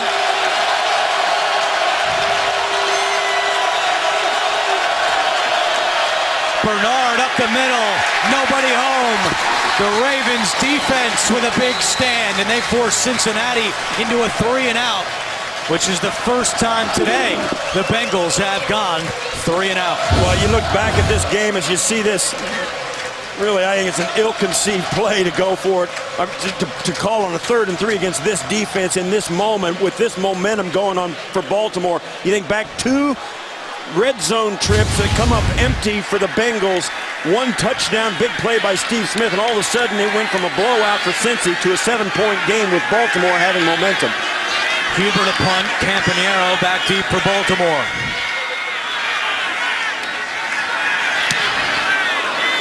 Good kick by Huber, driving Campanaro back to the 15-yard line. Gets past Josh Shaw, has some room, and Campanaro up to the 35-yard line. A 20-yard return, Ravens down 7. Week 3 continues later today on CBS, and for some of you on Fox, and then tonight with Sunday Night Football on NBC. Tune in tomorrow for Monday Night Football on ESPN. Here in Baltimore, 4:25 to go, third quarter. The Ravens trail 14-7. With Steve Berline, Steve Tasker, and Dana Jacobson, I'm Andrew Catalan. We thank you for joining us for Week 3 of the NFL on CBS. Flacco to Juszczyk. Gets a block, but it might have been an illegal block. There is a flag down at the 32-yard line. Yeah, Carlos Dunlap was in pursuit of that, and Zutah came out and clipped him. Personal foul, unnecessary roughness, blindside, high hit to the head, number 53, offense. 15-yard penalty, first down. Wow, it's the first time I have ever seen that called on an offensive lineman on a defensive lineman. Left of your screen, Zutah comes in to the head of Dunlap. You can't do that outside the tackle box. Plus, you can't do it when you're coming back towards your own goal line. It's called a peel back block. It's a rule change and a point of emphasis this year. That's going to be called more times than not. In fact, it should be called all time now. So it's 1st and 25. Flacco to Forsett. Catch is made at the 24. And we're going to go back to New York. An NFL Today update with JB and Tony Gonzalez. Andrew, this guy has been Mr. Durable. Yeah, it has, JB. Mark Barron's going to come in here. He's going to get tripped up. Certainly nothing like a dirty hit, but it goes low on Ben Roethlisberger. He gets carted off the field. We're getting word now that he will not return for this game. Hopefully this is not a serious injury, but that's devastating to the Pittsburgh Steelers. Andrew, Steve, and Dana. And guys, keep in mind, on Thursday night, a short week for the Steelers. They host Baltimore on CBS and NFL Network. Flacco has some time, dumps it down to Forsett, incomplete. Not only that, Ben Roethlisberger is a big force in this division. That changes. These two teams are very interested in that injury and how it's going to affect. That'll have ripple effects all the way, not only through this division, but certainly it'll be felt in Pittsburgh's ability to get to the playoffs without a quarterback who's won 2 Super Bowls. Well, let's wait and see what the injury is. But if it is legit, a significant injury, that changes the whole complexity of this division and the conference, the AFC. When you think about Baltimore being able, if they could come back and win this game, all of a sudden with Ben Roethlisberger out, the division becomes within their grasp. Well, now they have a 3rd and 21. That's a primary focus. Flag down. Nice catch by Marlon Brown right at the stick. But let's see what the flag is back at the 21-yard line. And Carlos Dunlap is saying it's against the Ravens. There is no foul for holding on number 72. First down. And Carlos Dunlap is wrong. Well, they threw a flag for some reason.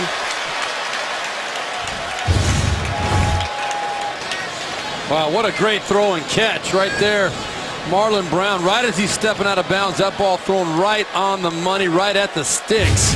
That's very high-level execution. We haven't seen a lot of that today out of Baltimore, but it was a good time to show up.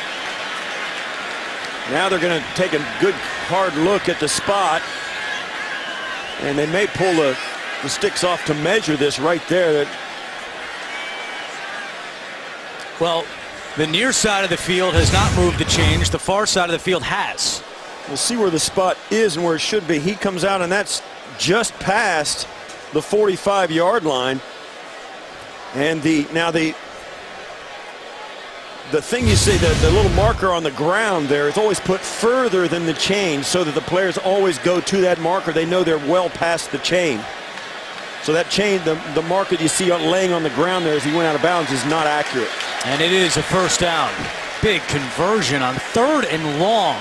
3rd and 21.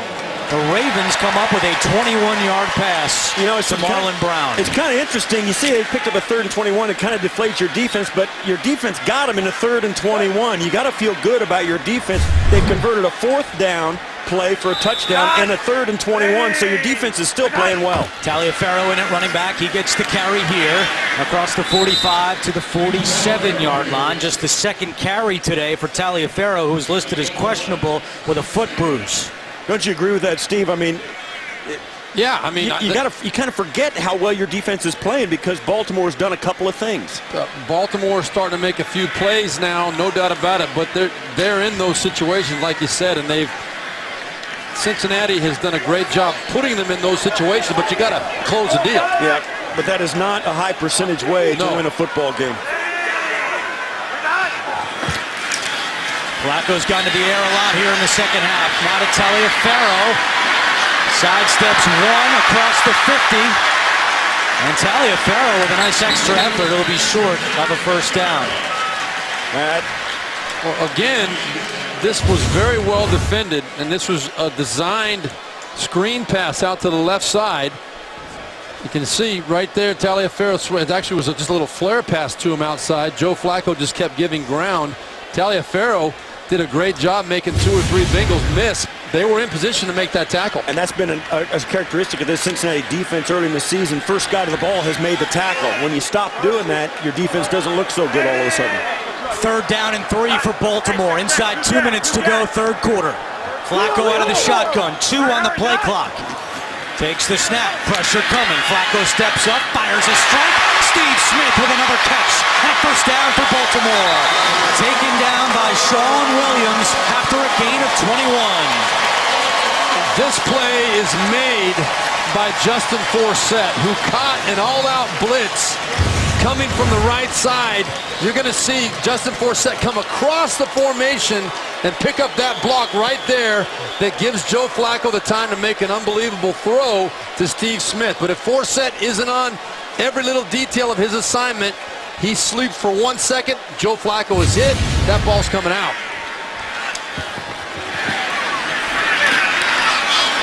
Baltimore goes to the ground. A flag is down on the run by Forsett. Holding number 53, offense, 10-yard penalty. It's on Still Jeremy first down. Zuttag. Let's go down to Dana Jacobson. Guys, you just saw Steve Smith with that reception. Before he went out for that series, he was on the sideline, walked up to the garbage can, put a towel over his head. It was there for about 30 seconds. When he came up, some water in the mouth, spit it out, and headed back out. Not sure what happened, but you can guess. Yeah, you don't have to guess. We're pretty sure. 9 catches, 138 yards, and a touchdown for Steve Smith, senior, now in his 15th year, his final year. 180. Penalty makes it 1st and 20. Flacco, screen, stuffed. Brandon Thompson, 4th-year man out of Clemson, was not fooled on that play. Well, when you watch this Cincinnati defense, they are not fooled by much. Now, there are not many times where you're going to see guys running free down the field. They're always in position. They're always very assignment sound. Right there, a great example. That was a cute little screen pass. Thompson was not fooled at all. And they just ran 5 new bodies onto the field into their front 7. A bunch of new pass rushers, fresh pass rushers, and a new package in the secondary. That's going to be spelled trouble for this offensive line. Could be the final play of the 3rd quarter. Flacco looking deep, and it's incomplete. Aiken, the intended target. Adam Jones got a hand on that one. Reggie Nelson couldn't get up to get this. It could have been an interception. There's a flag down. Forcible contact to the quarterback's head. 15-yard penalty. First down. Wow, a killer This is penalty the end of against the third quarter. Bengals. Automatic first down to close out a wild 3rd quarter of the 4th quarter in Baltimore, and here's what happened on the final play of the 3rd quarter. Chris Carter comes off the edge, and you'll watch. You can't see it at the end of this play right here, but Carter's rushing there against Hurst, and you'll see it from this other angle that we have. You'll see why they call the blow to the head. He reaches up and hits Joe Flacco right there in the jaw, and that's the penalty.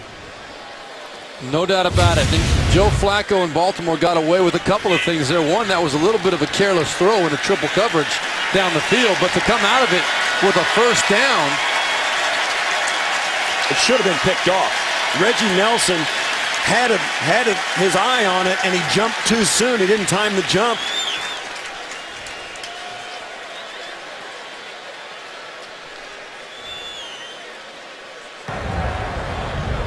During the quarter break, Baltimore is exercising the option they have on a defensive foul in which time expires in a quarter to extend the quarter for 1 play.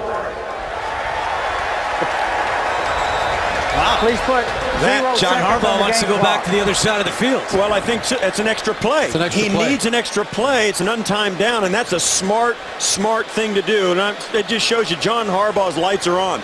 He gets an extra play out of this game, in a game when he's trailing. This is a play that doesn't count, and at the end of the game, when you need that extra play, this may be the one that actually fits it in. Exactly right. Defensive penalty on the last play of a quarter. It's a very, very, very astute decision by John Harbaugh. So this is part of the 3rd quarter now. 1st and 10 from the 23-yard line. This will be an untimed down, and then they'll just switch ends, and this series will continue as normal. Aiken goes in motion on 1st and 10.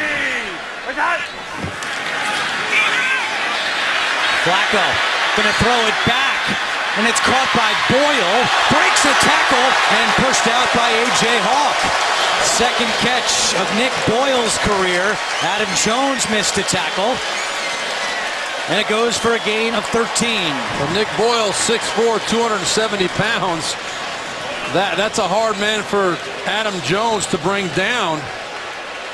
Almost outweighed by 100 pounds. So now the third quarter is officially over, and we'll go to the other side of the field for the final quarter. Cincinnati ahead 14-7. Ravens trying to avoid an 0-3 start. They have never been 0-3. Here's what's happened when the Ravens have started 0-2. They have missed the playoffs all 3 times. Best they did was 99 when they went on to finish 8-8. First time under John Harbaugh they've started 0-2. And so many things become out of your control when you put yourselves in a hole like this. Arguably, you look at what's going on around the division, what Ben Roethlisberger is going to affect this division. Maybe that opens up things. Who knows? But the bottom line is you put yourself at a very big disadvantage. First and goal to start the fourth quarter. Flacco to Smith. Steve Smith inside the 5, pushed out by A.J. Hawk. We watched the Ravens run this play in practice on Friday. They couldn't get it right. Here's Steve Smith right here. He's going to come in and loop around, and it's just him one-on-one with Adam Jones. They could not get it right. They tried it a couple of times. Finally, and at the end of it, when they messed it up for the third time, Jim Harbaugh said, hey, everything's going to go perfect on game day. And they just left it alone. And here we see it today, and it did. It got him inside the 5. Taliaferro in it, running back on second and goal. They give it to Taliaferro, pushing his way forward, and Taliaferro is taken down at the 2. And now we have an injured Raven, and that is Steve Smith Sr. You heard Dana Jacobson a short time ago report that he was a little shaken up on the sideline. Yeah, he actually, well, let's say he got sick in the trash can, and now you can tell what they're doing there. It looks like he got a cramp. Yeah, that's classy. They're stretching his calf muscle out. We'll see if he can continue. Might need to go in and get an IV. Third and goal when we come back.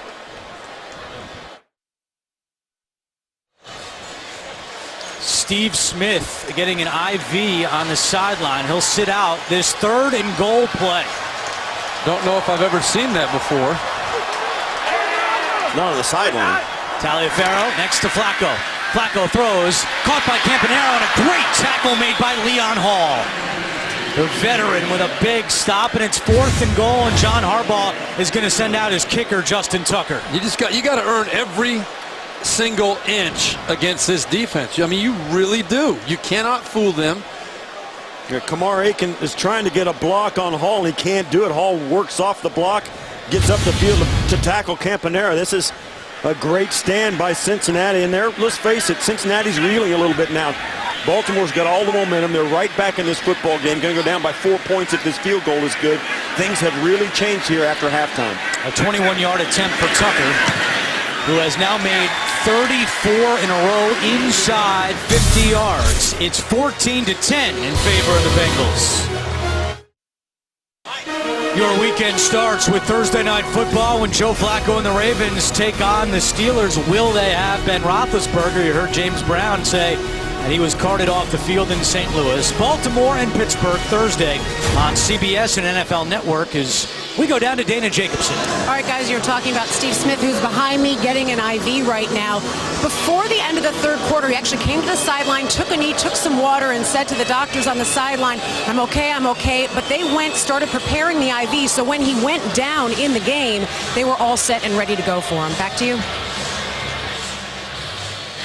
All right, Dana, 10 catches last week, 10 again this week for Steve Smith Sr. And John Harbaugh told him that has to be conscious of how often they use Steve Smith at 36 years of age. But what a day it's been. Hard to take him off the field. Well, you look at what happened last year. Steve Smith came out of the blocks hot, one of the leading receivers in the NFL the first 8 weeks of the season. He did kind of disappear the second half, so they do have to be very conscious of that. A touchback for Tucker. It's also one of the issues you think about with this Raven team, their roster, some of their key players do have some miles, and they need, there's some young players on this roster that really have a lot of potential. Crockett Gilmore would be a great example of that, but also they need some of these young players to start stepping up and filling the void. You lose a Ray Lewis, you lose an Ed Reed, you lose a Terrell Suggs in this season. They've had great depth in the past, but now they need that depth to become front line, and it hasn't done it yet. Cincinnati has 7 carries this half for 1 yard. Trying to get the ground game back on track. 13:27 to go. Jeremy Hill gets a couple, but it's been tough sledding against this Baltimore run defense in the second half.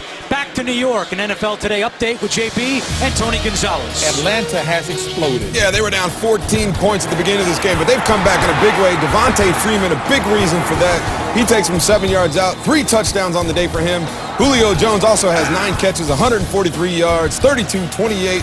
Atlanta over Dallas. Andrew Catalan. All right, guys, Atlanta trying to get to 3-0 on the year. 2nd and 7. Dalton out of the shotgun. Throws sideline. Jones makes the catch. Was he in? He was. Nice catch by Marvin Jones. That's his 4th of the game. Yeah, he still had to come back a long way down the sideline to make this grab. It was going to be a first down, but the ball from Dalton brought him way back down the stem of this route. You see how far he has to come back down towards the football. He was past the first down marker, but it ended up only being a 5-yard gain. 3rd down and 2.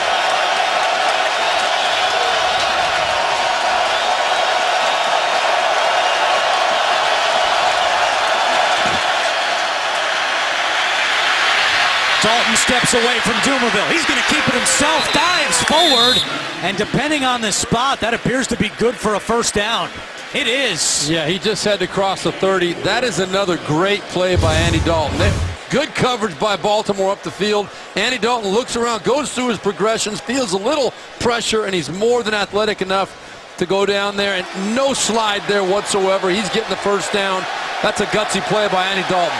They're showing a replay on the video board, and the Ravens players encourage John Harbaugh to throw a challenge flag because it appears that Dalton's knee may have been down. Well, his knee may have reached out. His knee may have been down, but I don't think he was touched. His knee's down there, but see there he's touched, and he's well past the 30, so this is a bad challenge. Hunter was down by contact.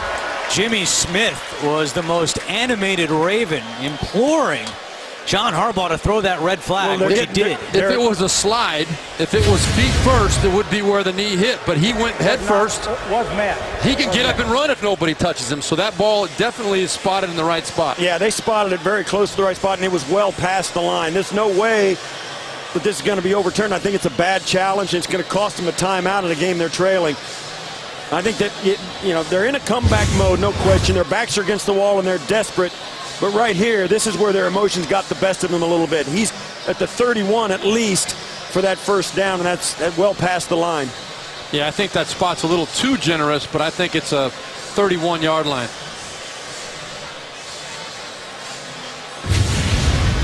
We're in Baltimore here, 4th quarter, 11:42 to go. Cincinnati jumped out to a 14-0 lead. Baltimore has scored 10 unanswered, and John Harbaugh is challenging the spot of this last 3rd down run by Andy Dalton. With Steve Berline, Steve Tasker, and Dana Jacobson, I'm Andrew Catalan, our entire NFL on CBS crew. First challenge this season by John Harbaugh, and if he's wrong, it'll cost him a timeout. Now, here's the thing. They may respot this football back to the 31-yard line where we think, but it won't be past the line to gain, so they'll still lose their timeout. Our officiating expert, Mike Carey, back in New York. Mike, what did you see on this play? A number of things. First, we ignore the knee down because he's going head first. You also ignore the touch by the Baltimore player on his rag. That does not count. But then the hand touches on the calf. You freeze the play there where the ball is. It looks like right at the 31-yard line. They'll spot it there, and they'll see if that makes the first down. As reviewing the play, the ruling on the field is confirmed. It is a first down. Quarterback going head first, and on the ground is not down. The ball is not dead until he's first touched by a defensive player, which was beyond the 30-yard line. So John Harbaugh loses the challenge and loses a timeout in the process. The ball should be spotted a little bit closer to the 31-yard line, though, I believe, if they're really trying to get this 100% correct. You'll see there's his knees down there, and that's where it should be down. Now that's, right. It's a yard. Yeah, it's a yard. But it does not change the first down. Cincinnati now 8 of 12 converting third downs today. It's 1st and 10. Giovanni Bernard has some room up the middle. Bernard has a first down, but there is a flag back at the 27-yard line. Holding number 61, offense. 10-yard penalty, still first down. That's on the center, Russell Bodine, and that image right there, the flag on the ground, something we've seen a lot of today. There have now been 20 penalties in this game. Right there, as you'll see it, right in the middle of the line, Bodine latched on to Brandon Williams. Williams could not get away. Anytime the offensive lineman gets his hands outside that framework, as you see there, 19 penalties. Yeah, actually 19 penalties, 8 against the Bengals, 11 against the Ravens. 1st and 20. Dalton to Bernard. Trying to spin away from C.J. Mosley, but Mosley makes the stop. And now there's an injured Bengal behind the play.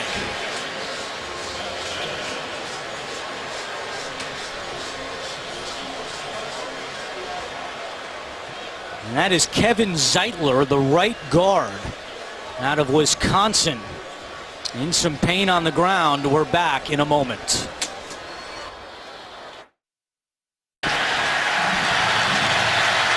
Back in Baltimore, 10:50 to go. 2nd and 18 for the Bengals. Eric Winston in at right guard for the injured Kevin Zeitler.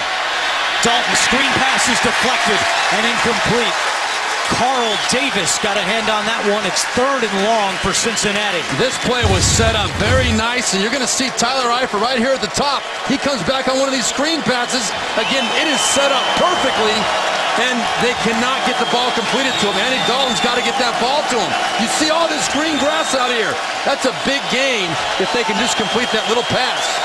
That's Dalton's responsibility to get that ball up and over. I don't care who's coming. Zeitler is back in at right guard. Only missed one play. 3rd down and 18. And it looked like Eifert moved on the line. So did Jones. Start, number 85, offense. 5-yard penalty, still 3rd down. And now there's 20 penalties in the game after a false start against Eifert. Right there, and so did Marvin Jones. Both those guys moved. Jones was disgusted with himself. Eifert knows he was wrong. Well, guys, it was very quiet in here in the first half. Actually heard some boo birds from the home fans. Nothing quiet about the Raven crowd right now.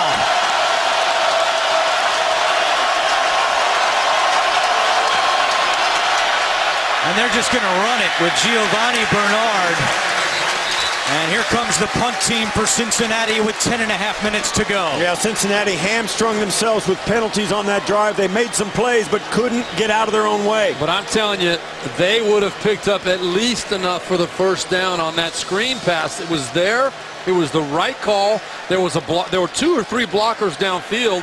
They were in perfect position. That pass has got to be completed to pick up that first down. 3rd punt for Kevin Huber.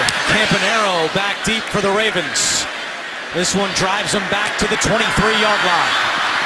Campanaro to the 30 and tackled at the 36-yard line. 9:57 to go. Flacco and the Ravens down by 4. Steve Smith Sr. needed an IV on the sideline on that last drive. He's back out for this drive. 1st and 10 with 9:57 to go in the 4th quarter. Justin Forsett wrapped up by Michael Johnson. Well, this is where the Bengals feel they have an advantage. They are so deep on the defensive line, and they rotate guys throughout the whole game. And we spoke with Carlos Dunlap last night at the Cincinnati Hotel, and he said, I feel so fresh in the fourth quarter because last year there were games where I had 80 snaps. This year, it's almost half of that, and let's see if it pays off here for the Bengals in the fourth quarter. Johnson coming, hits Flacco, it's incomplete.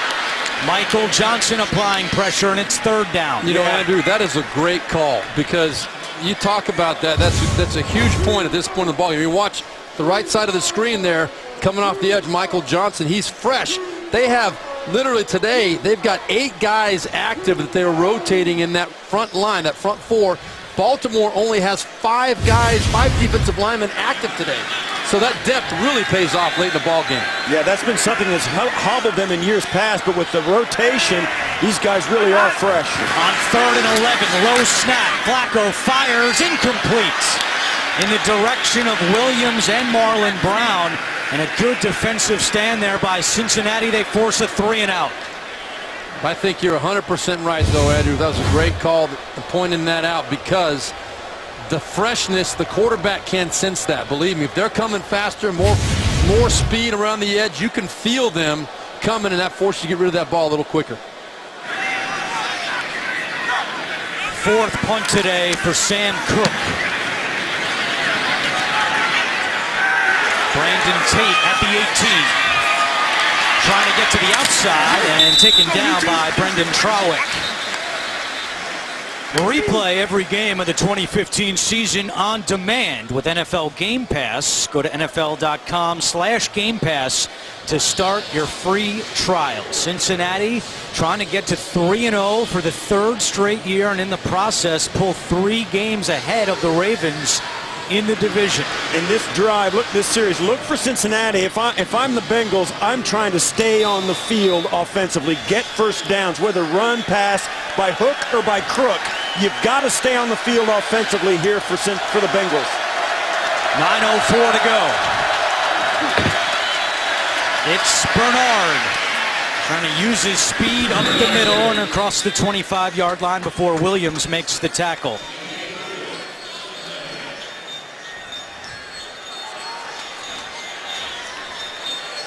That was the best run they've had in this second half, and it was just a little nondescript right up between the tackles. They've got to continue that for the Bengals. They've got to keep their run game involved, even though here in the second half it's been almost non-existent.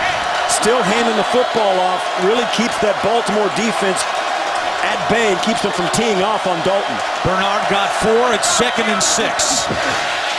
Dalton, quick strike to A.J. Green for a first down.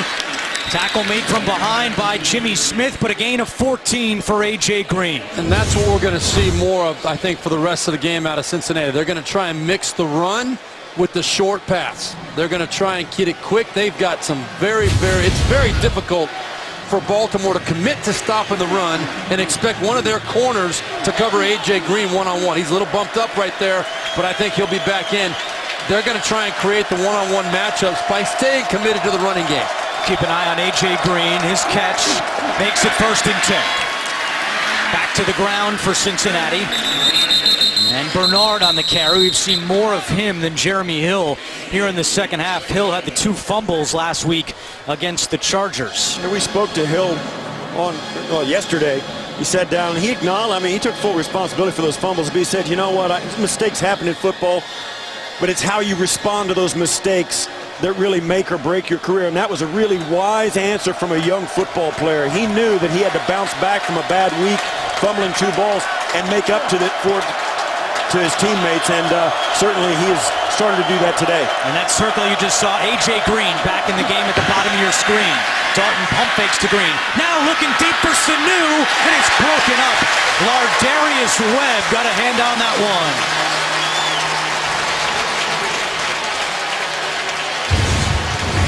Well, this is a throw that Andy Dalton would like to have back. Is it good coverage by Lardarius Green? Sure. But if that ball is out front, if that ball is thrown where it's supposed to be thrown, Mohamed Sanu is open. That ball's got to be thrown out in this area, way up here, in front of everybody. Let your receiver have a chance to go get it over the top. There's no safety back there. He's got to make that throw. 3rd down and 7. 7:02 to go, fourth quarter. Dalton, he is sacked. Dumerville, ball out, picked up by Mosley. Mosley in a foot race. C.J. Mosley, touchdown, Baltimore.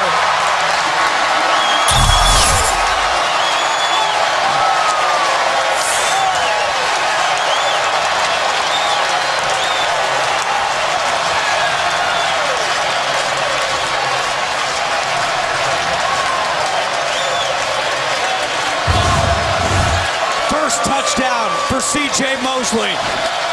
Comes off the backside.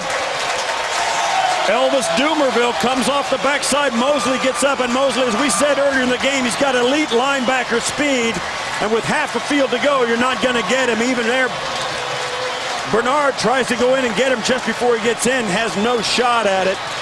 And you look back to the 3 points that the Bengals left on the field right at the end of halftime, trying to go for a fourth and short to get it in, and coming up with nothing.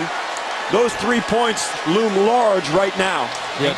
You think Marvin Lewis regrets not going for 3 right now? You have a tie ball game instead of now being in a position where you have to come from behind to win a game. Elvis Dumerville had a quiet start to the season, only 4 tackles in the first 2 games.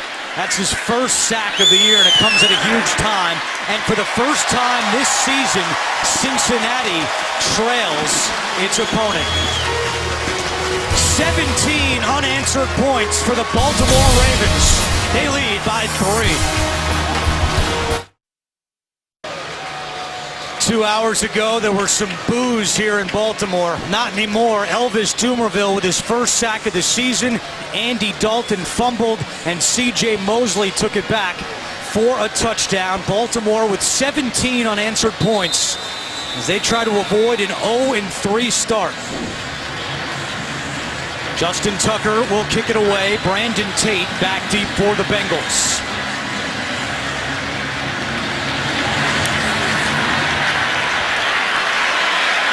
And another touchback for Tucker as we go back to the touchdown. Well, here is Elvis Dumerville off the edge. He's going to run straight up off the edge. We're going to talk about the whole thing. Let's let it run for a second here and see why Andy Dalton had nowhere to go with this football. He has 3 receivers going out, which means he's got 8 guys blocking.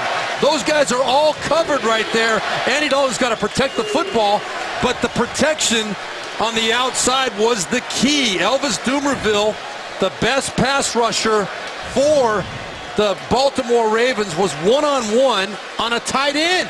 Yeah, Tyler Eifert was trying to block Elvis Dumerville. Now, granted, the ball should have been out before it was in a normal situation, but the coverage made the fact you got that matchup. Elvis Dumerville couldn't finally got home.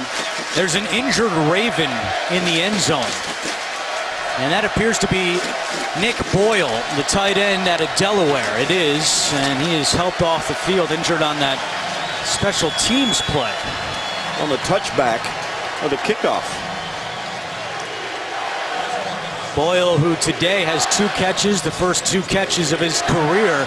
Big day for the Blue Hens of Delaware, as Flacco of Delaware was able to hook up with Boyle, who was a 5th-round pick out of Delaware this year. First NFL injury, he gets hurt on a touchback.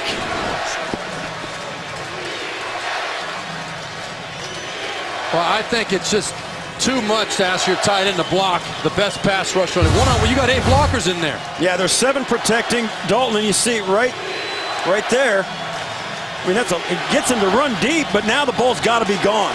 There's no way you're going to expect him to hold him off. It's a bad protection to have had called, and they paid the price. Andy Dalton's got to protect the ball, though.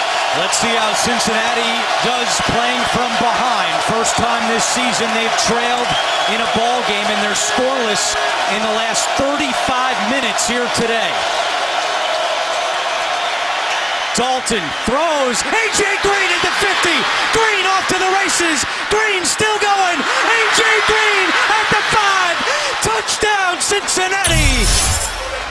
80 yards. What an answer by Dalton and the Bengals. Wow. Oh, what a great play. How about that?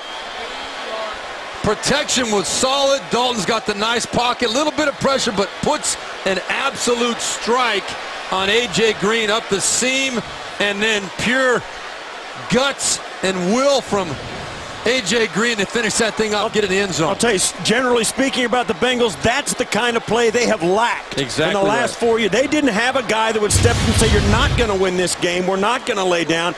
The Bengals have a reputation for being front runners, not very good when the chips are down. That right there says just the opposite. Nugent for the extra point, and it's good. A.J. Green, 9 catches, 220 yards. His career high is 224. How about this? Cincinnati didn't trail for the first 173 minutes of the season. They trailed for 8 seconds, and now they're back in front. As we look at our game summary and what's been a wild day here in Baltimore, Andy Dalton got the Bengals on the board first with this rushing touchdown. Joe Flacco with an interception, a bad throw by Flacco, picked off by Adam Jones. It led to this touchdown from Dalton to Marvin Jones, 14-0 Cincinnati. But on 4th and 5, Flacco to Steve Smith Sr. for a 50-yard touchdown. That made it 14-7. And then moments ago, C.J. Mosley scooped up the loose ball to give Baltimore the lead. However, what an answer here as we go back to the touchdown. Just a seam route. Everybody go deep right down. You send 2 guys down the numbers, 2 guys down the sidelines. Dalton picks the best matchup, and A.J. Green is always a good choice.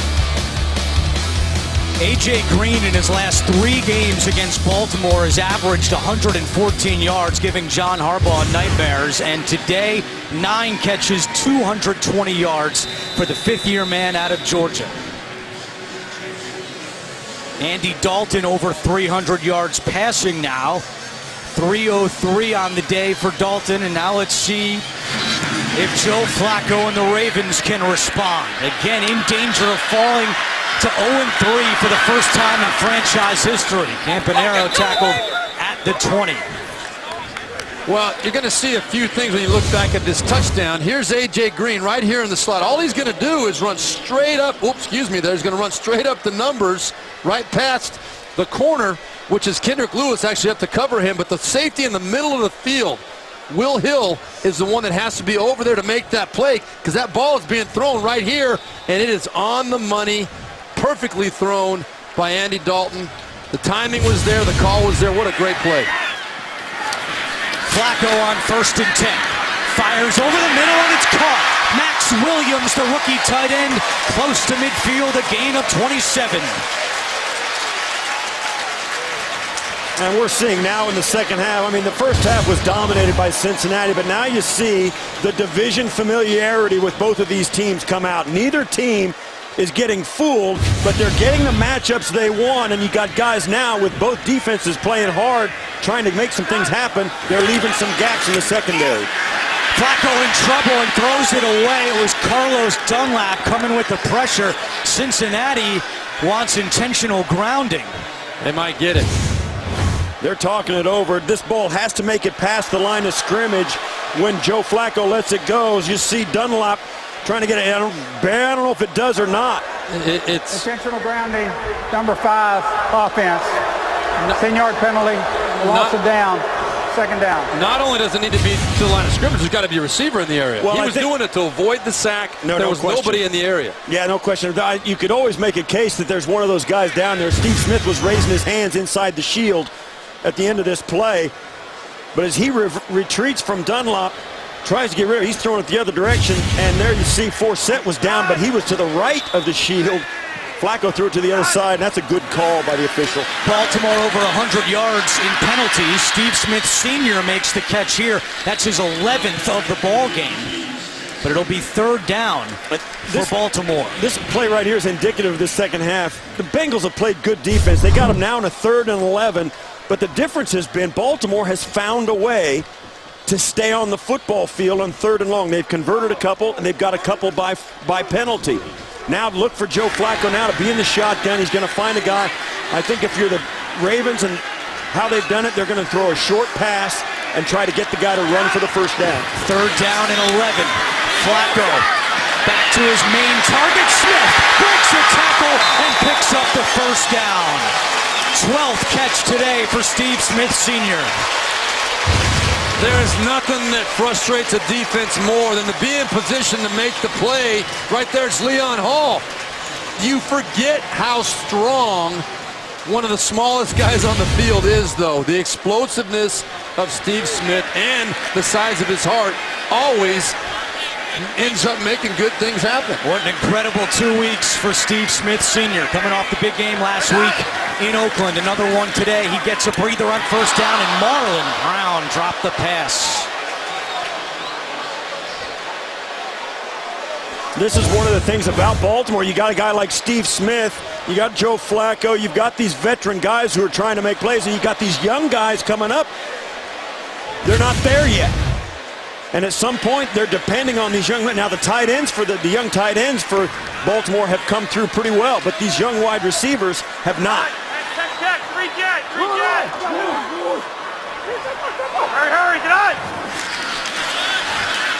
Flacco facing pressure, and that pass they're saying is complete to Justin Forsett. Wow, that was a desperation. I did saved by 2 yards. You'd rather not have that thing completed. You'd rather have it back at the line of scrimmage. Yeah, if he would have been, Forsett should have batted this to the ground. Yeah, that was a combination of things. Right there, you saw Rick Wagner get beat, but Joe Flacco missed the blitz, I believe. Well, if this ball hits the ground, you might want to. Looked like he picked it up off his shoe. Picked it up off his shoe. If that ball hits the ground, Baltimore might review it so that they can get an incomplete pass and get the ball back up at the line of scrimmage. That's the right call. Right now, a loss of 7. If it's incomplete, it would be 3rd and 10 as opposed to 3rd and 17. It's not very often you see your own team challenge a completed pass. Ruling on the field of a completed pass behind the line of scrimmage. Yeah, they don't want this pass to be completed, and that's weird. This was the right call. It's the right call. Right. Once again, John Harbaugh shows he's thinking, and this is a great challenge for him because you're hoping that we've got a shot that this ball hits the ground with Forsett right there. Well, let's see if it's a great challenge, because if he's wrong, he's now lost 2 challenges this half. He'd only have 1 timeout left the rest of the way. I'm just saying, if we show clearly that the ball hits the ground, it's the correct challenge. I thought we had a clear angle of it, but we made. That right ball there, hits the ground. That ball hits the ground. So it is a correct challenge. The question is, can we establish that indisputably?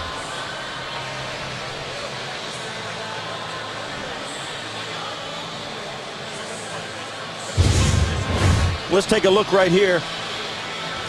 Right there, the ball is on the ground, and he scoops it up. That is an incomplete pass. Great challenge by Harbaugh. They'll turn this into a 3rd and 10 rather than a 3rd and 16. And that's crucial. You got to do it. John Harbaugh has done a couple of things today as head coach that have really been sharp. One, the play at the end of the 3rd quarter where they got an untimed down on a defensive penalty was one. The fake punt was another, although it didn't turn into a great thing. It was also the right play, and they made the first down. And now here, he does the challenge. Now, they did have a silly challenge earlier when their emotions got the best of them on the scramble by Andy Dalton. But this is a good challenge. 4:02 to go. Baltimore, the only active team never to start the season 0-3. Joe Flacco told us on Friday that he dislikes the Bengals more than the Pittsburgh Steelers. Said we shouldn't be losing to them. We need to play our game and beat them. And he got that edge. After reviewing the play, the ball hit the ground. The pass is incomplete. It'll be 3rd and 10 at the 36-yard line. Please put 4:44 on the game clock. Baltimore is not charged with a timeout for this challenge. However, because of the earlier unsuccessful challenge, Baltimore is out of challenges for the remainder of the game. Which won't matter after 2 minutes and 34 seconds because you can't challenge inside 2 minutes anyway. So a big win there for Harbaugh. Still has the 2 timeouts, but it doesn't change the fact that Flacco and the Ravens still face 3rd down and 10 right here. Now, once again, they have thrown the short pass, tried to break a tackle with Steve Smith to get the first down. You got to think the Bengals are thinking that as well. Get the short pass, but make the tackle.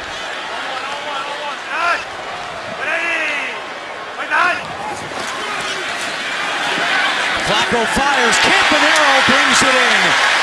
First down, Baltimore. Michael Campanaro with his first catch of the day. There's one of the young guys coming through for Joe Flacco on the top of your screen, coming underneath the clearing out route of Aiken. Catches it, two hands on the ball, and fights for the first down on the linebacker. Nice throw and catch. And that was 4-down territory, though, as well. So if they did come up a little bit short, they were going to go for it on 4th down. Clock is running, 4:10 to go. Play action. Flacco, screen to Williams, the tight end, at the 20, and fighting for extra yardage. Max Williams, the second-round pick out of Minnesota. Well, this is one play where Max Williams is right here on the end of the line of scrimmage. They do a great job with the play action fake hard to the right side, and good execution. This is one time they actually fooled the Cincinnati Bengals. You see the great job by Flacco getting the ball over the top, out in the open space. Great play. Gain of 9, so it's 2nd and 1. Flacco looking for Smith. Got it! Touchdown, Baltimore! Wow, there was some contact in the end zone. There's no flag, though. And that was another spot where you go to the guy that you can count on, and that's Steve Smith. You'll see, watch as they get tangled up. They're both pushing and shoving, no call, which is unbelievable in a game with 20 penalties. And Steve Smith Sr. makes the catch. Well, Cincinnati's crying foul, and Baltimore saying, no way, incidental, doesn't matter. But there are sometimes that's going to be called, and that's the frustrating part to these coaches. The consistency of the call is very, very hard to explain. Justin Tucker on for the extra point, and it's good. Steve Smith Sr., 36 years old. He has 13 catches for 186 yards and 2 touchdowns. And we told you earlier that his longtime wide receivers coach in Carolina, Richard Williamson, died this week of a heart condition at the age of 74. He meant a lot to Steve Smith in his career, and wow, is Smith having a big ball game today. There's the matchup at the top of the screen. There's really nothing to it. Both these players run down the sideline like they've done 100 times before, and they both just start grabbing each other, and the ball is right at the pylon to the back shoulder of Steve Smith.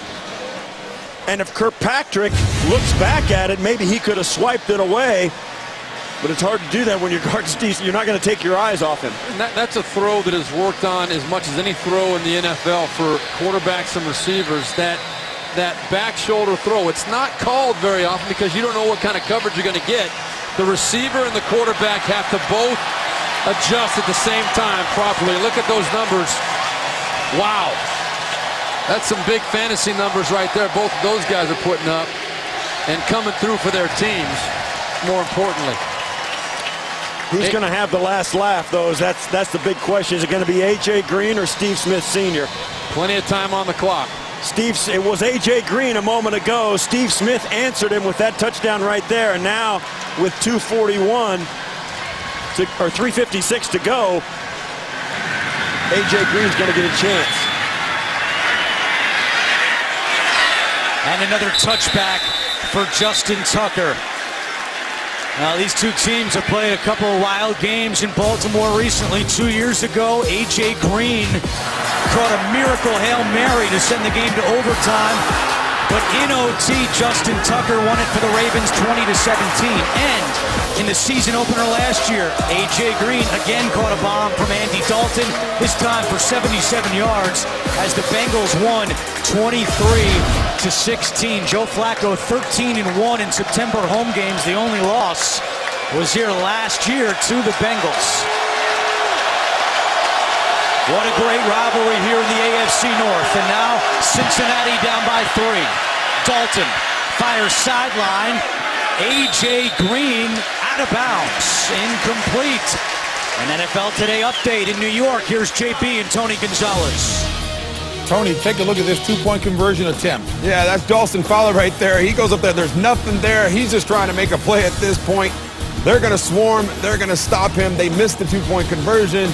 Indy looks like they're going to take this one 35-33. Still got 47 seconds left, though. Anything can happen. All right, back to Andrew Catalan. All right, guys, 3:50 to go here. It's 2nd and 10 for Cincinnati. Dalton steps up to elude the rush, now throws on the run. It's caught by Bernard. Giovanni Bernard down the sideline and finally stepped out of bounds. A gain of 23. And that quiets the crowd momentarily here in Baltimore. Oftentimes you forget about what a good athlete Andy Dalton is. He's made a couple of nice runs today, but look at his presence and his poise in the pocket. He feels pressure, steps right, moves left, feels a defender coming to him, and has the ability to deliver a strike on the outside for a nice gain to Giovanni Bernard. Cincinnati has all 3 timeouts remaining. 3:38 to go.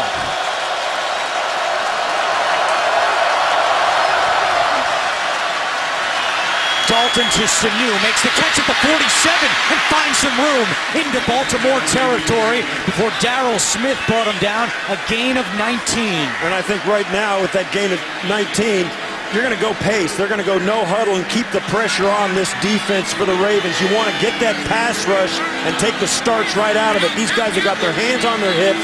They're tired. Keep after them and keep throwing the football.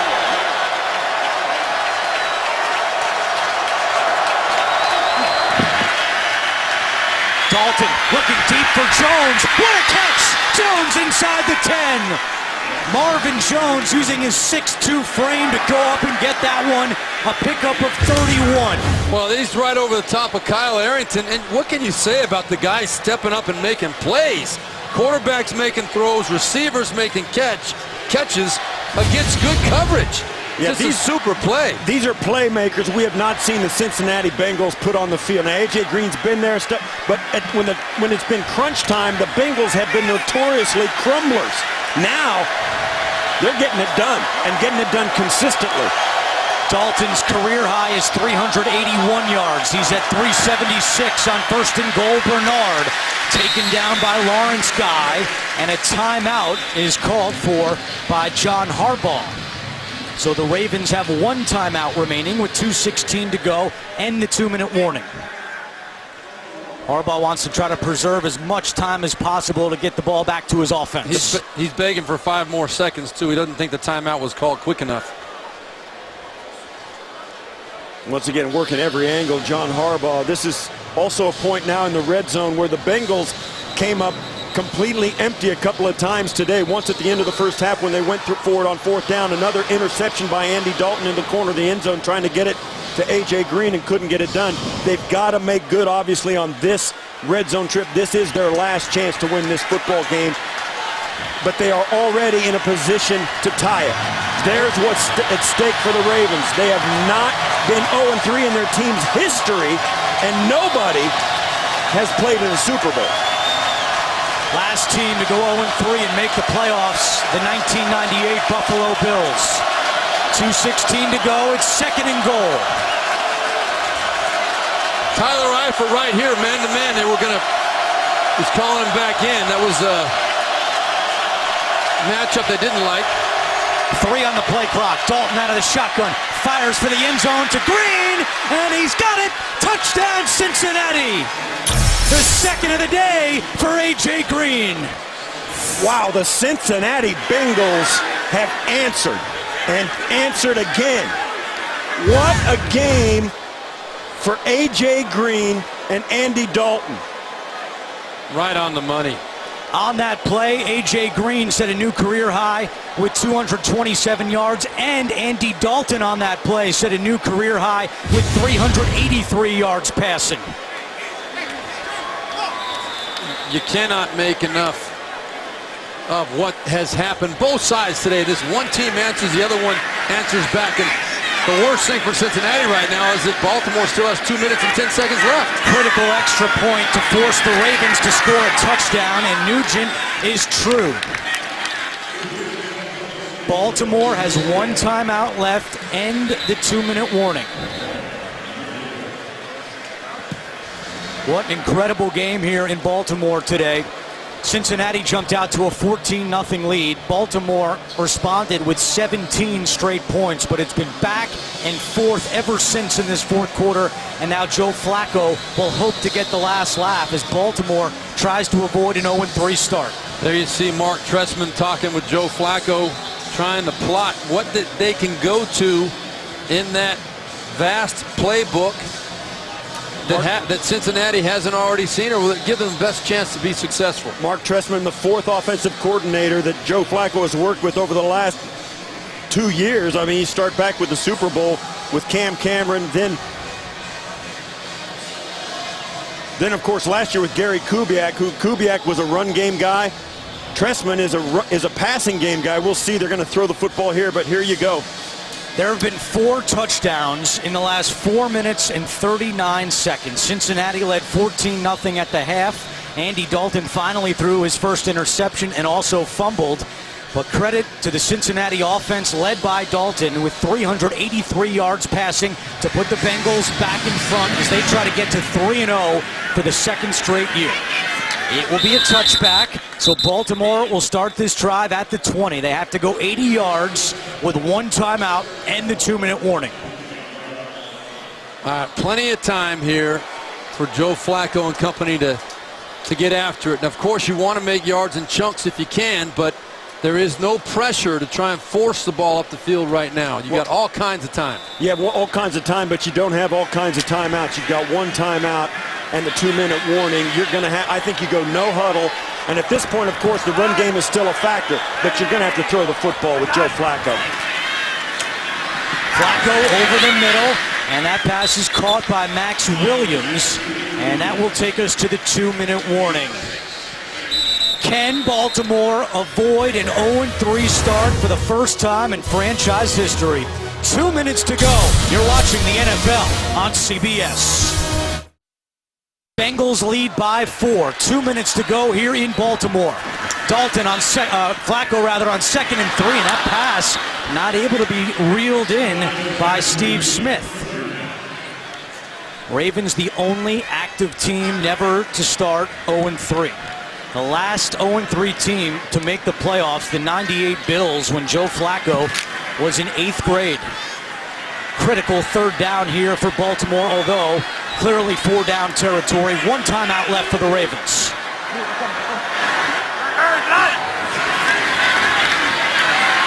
Flacco, incomplete.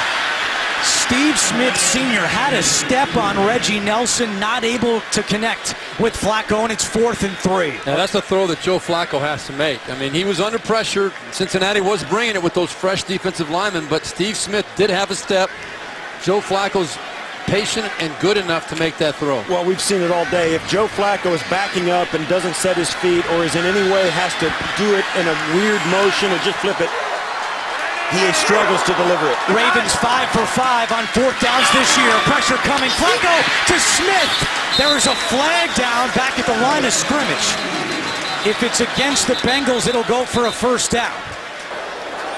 Personal foul, grabbing the face mask, number 72, offense. Half the distance to the goal, still 4th down. Against Kelechi Osemele.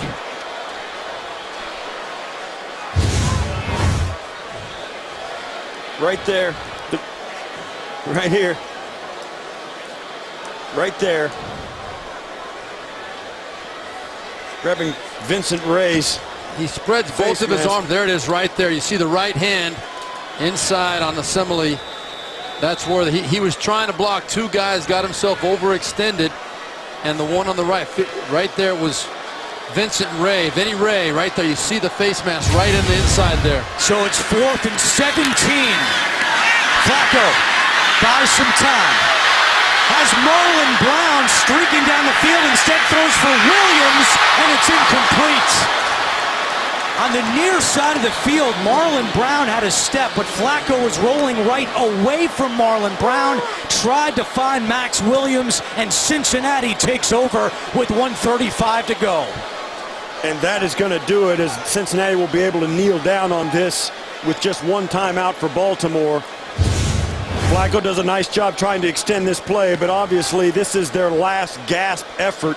You got to get the 1st down. You got to complete this football. And you saw Flacco looking to his left. He was looking at Marlon Brown, but running away from him. Brown on the bottom of your screen. calling for it right there. And I think what you're seeing there, and Steve Smith was breaking open across the middle. Joe Flacco just didn't take the time. When he bought the time, he didn't take the time to find a guy and just make sure he completed the pass. He tried to hit the home run, and it was the wrong decision. Yeah, I think the safeties for Cincinnati as well were thinking that Joe Flacco moving to his right is not going to be able to get the ball back across the field outside to Marlon Brown. You see there's a safety at top of the screen still too. We can't see him and he's out of the screen, but he was inside. Marlon Brown was open, but that's a throw that I don't know if even Joe Flacco can make it. So in the end, with the Ravens call for 13 penalties for 116 yards, it's a penalty that essentially ends up losing them the game. The penalty on Osemele wiped out the first down completion to Steve Smith. And John Harbaugh has used his final timeout with 53 seconds to go. And the frustration and the devastation of an 0-3 start, you can see it written right on John Harbaugh's face. Not that it's over yet, but it pretty much is, all things considered. But a situation they've never been in here in Baltimore before. What can you say about the Cincinnati Bengals? Marvin Lewis and that football team going to 3-0. Fantastic job fighting their way back in after trailing for the first time this season. They came back and answered big a couple of times. A.J. Green from Andy Dalton. Huge on the part of Bengals players and coaching staff. Yeah, it's almost to the point now for the Cincinnati Bengals. They're playing so good so early in the season. You almost think that how can they keep it up for 15 more weeks or 14 more weeks? Not over yet. Baltimore now out of timeouts. Most of the Raven faithful believing it is pretty much over now. But you're 100% right, Andrew. Crazier things have happened.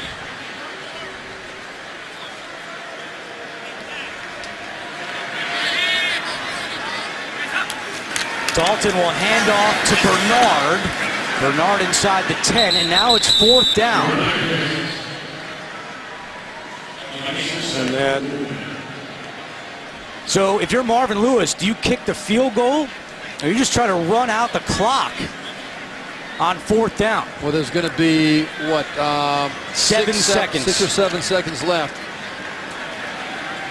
Yeah, I think you don't risk the possibility of something bad happening on the kick, a block, a missed snap, and going the other way. I think you just have your quarterback kill as much time as you can and get down.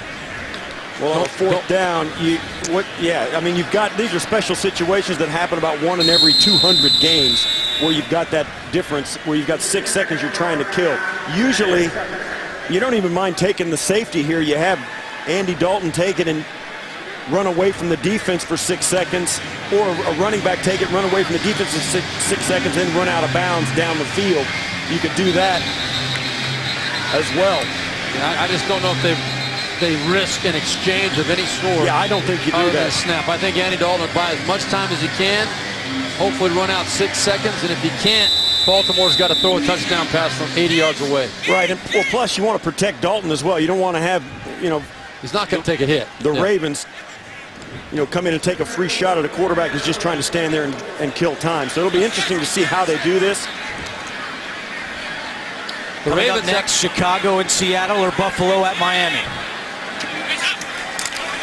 Going to give it to Bernard, and Giovanni Bernard still turning his legs. Tackle made, and the clock hits 0. There we go. Cincinnati hands the Ravens their 3rd straight loss. First time in franchise history that Baltimore has started the season 0-3. And now a short week for the Ravens. They'll take on the Steelers on Thursday Night Football. How about Cincinnati 3-0 for the 2nd straight year? Coming up next, it's Chicago or Seattle, or Buffalo against Miami. For Steve Tasker, Steve Berline, Dana Jacobson, this is Andrew Catalon saying so long from Baltimore. You have been watching the NFL on CBS, your home for Super Bowl 50.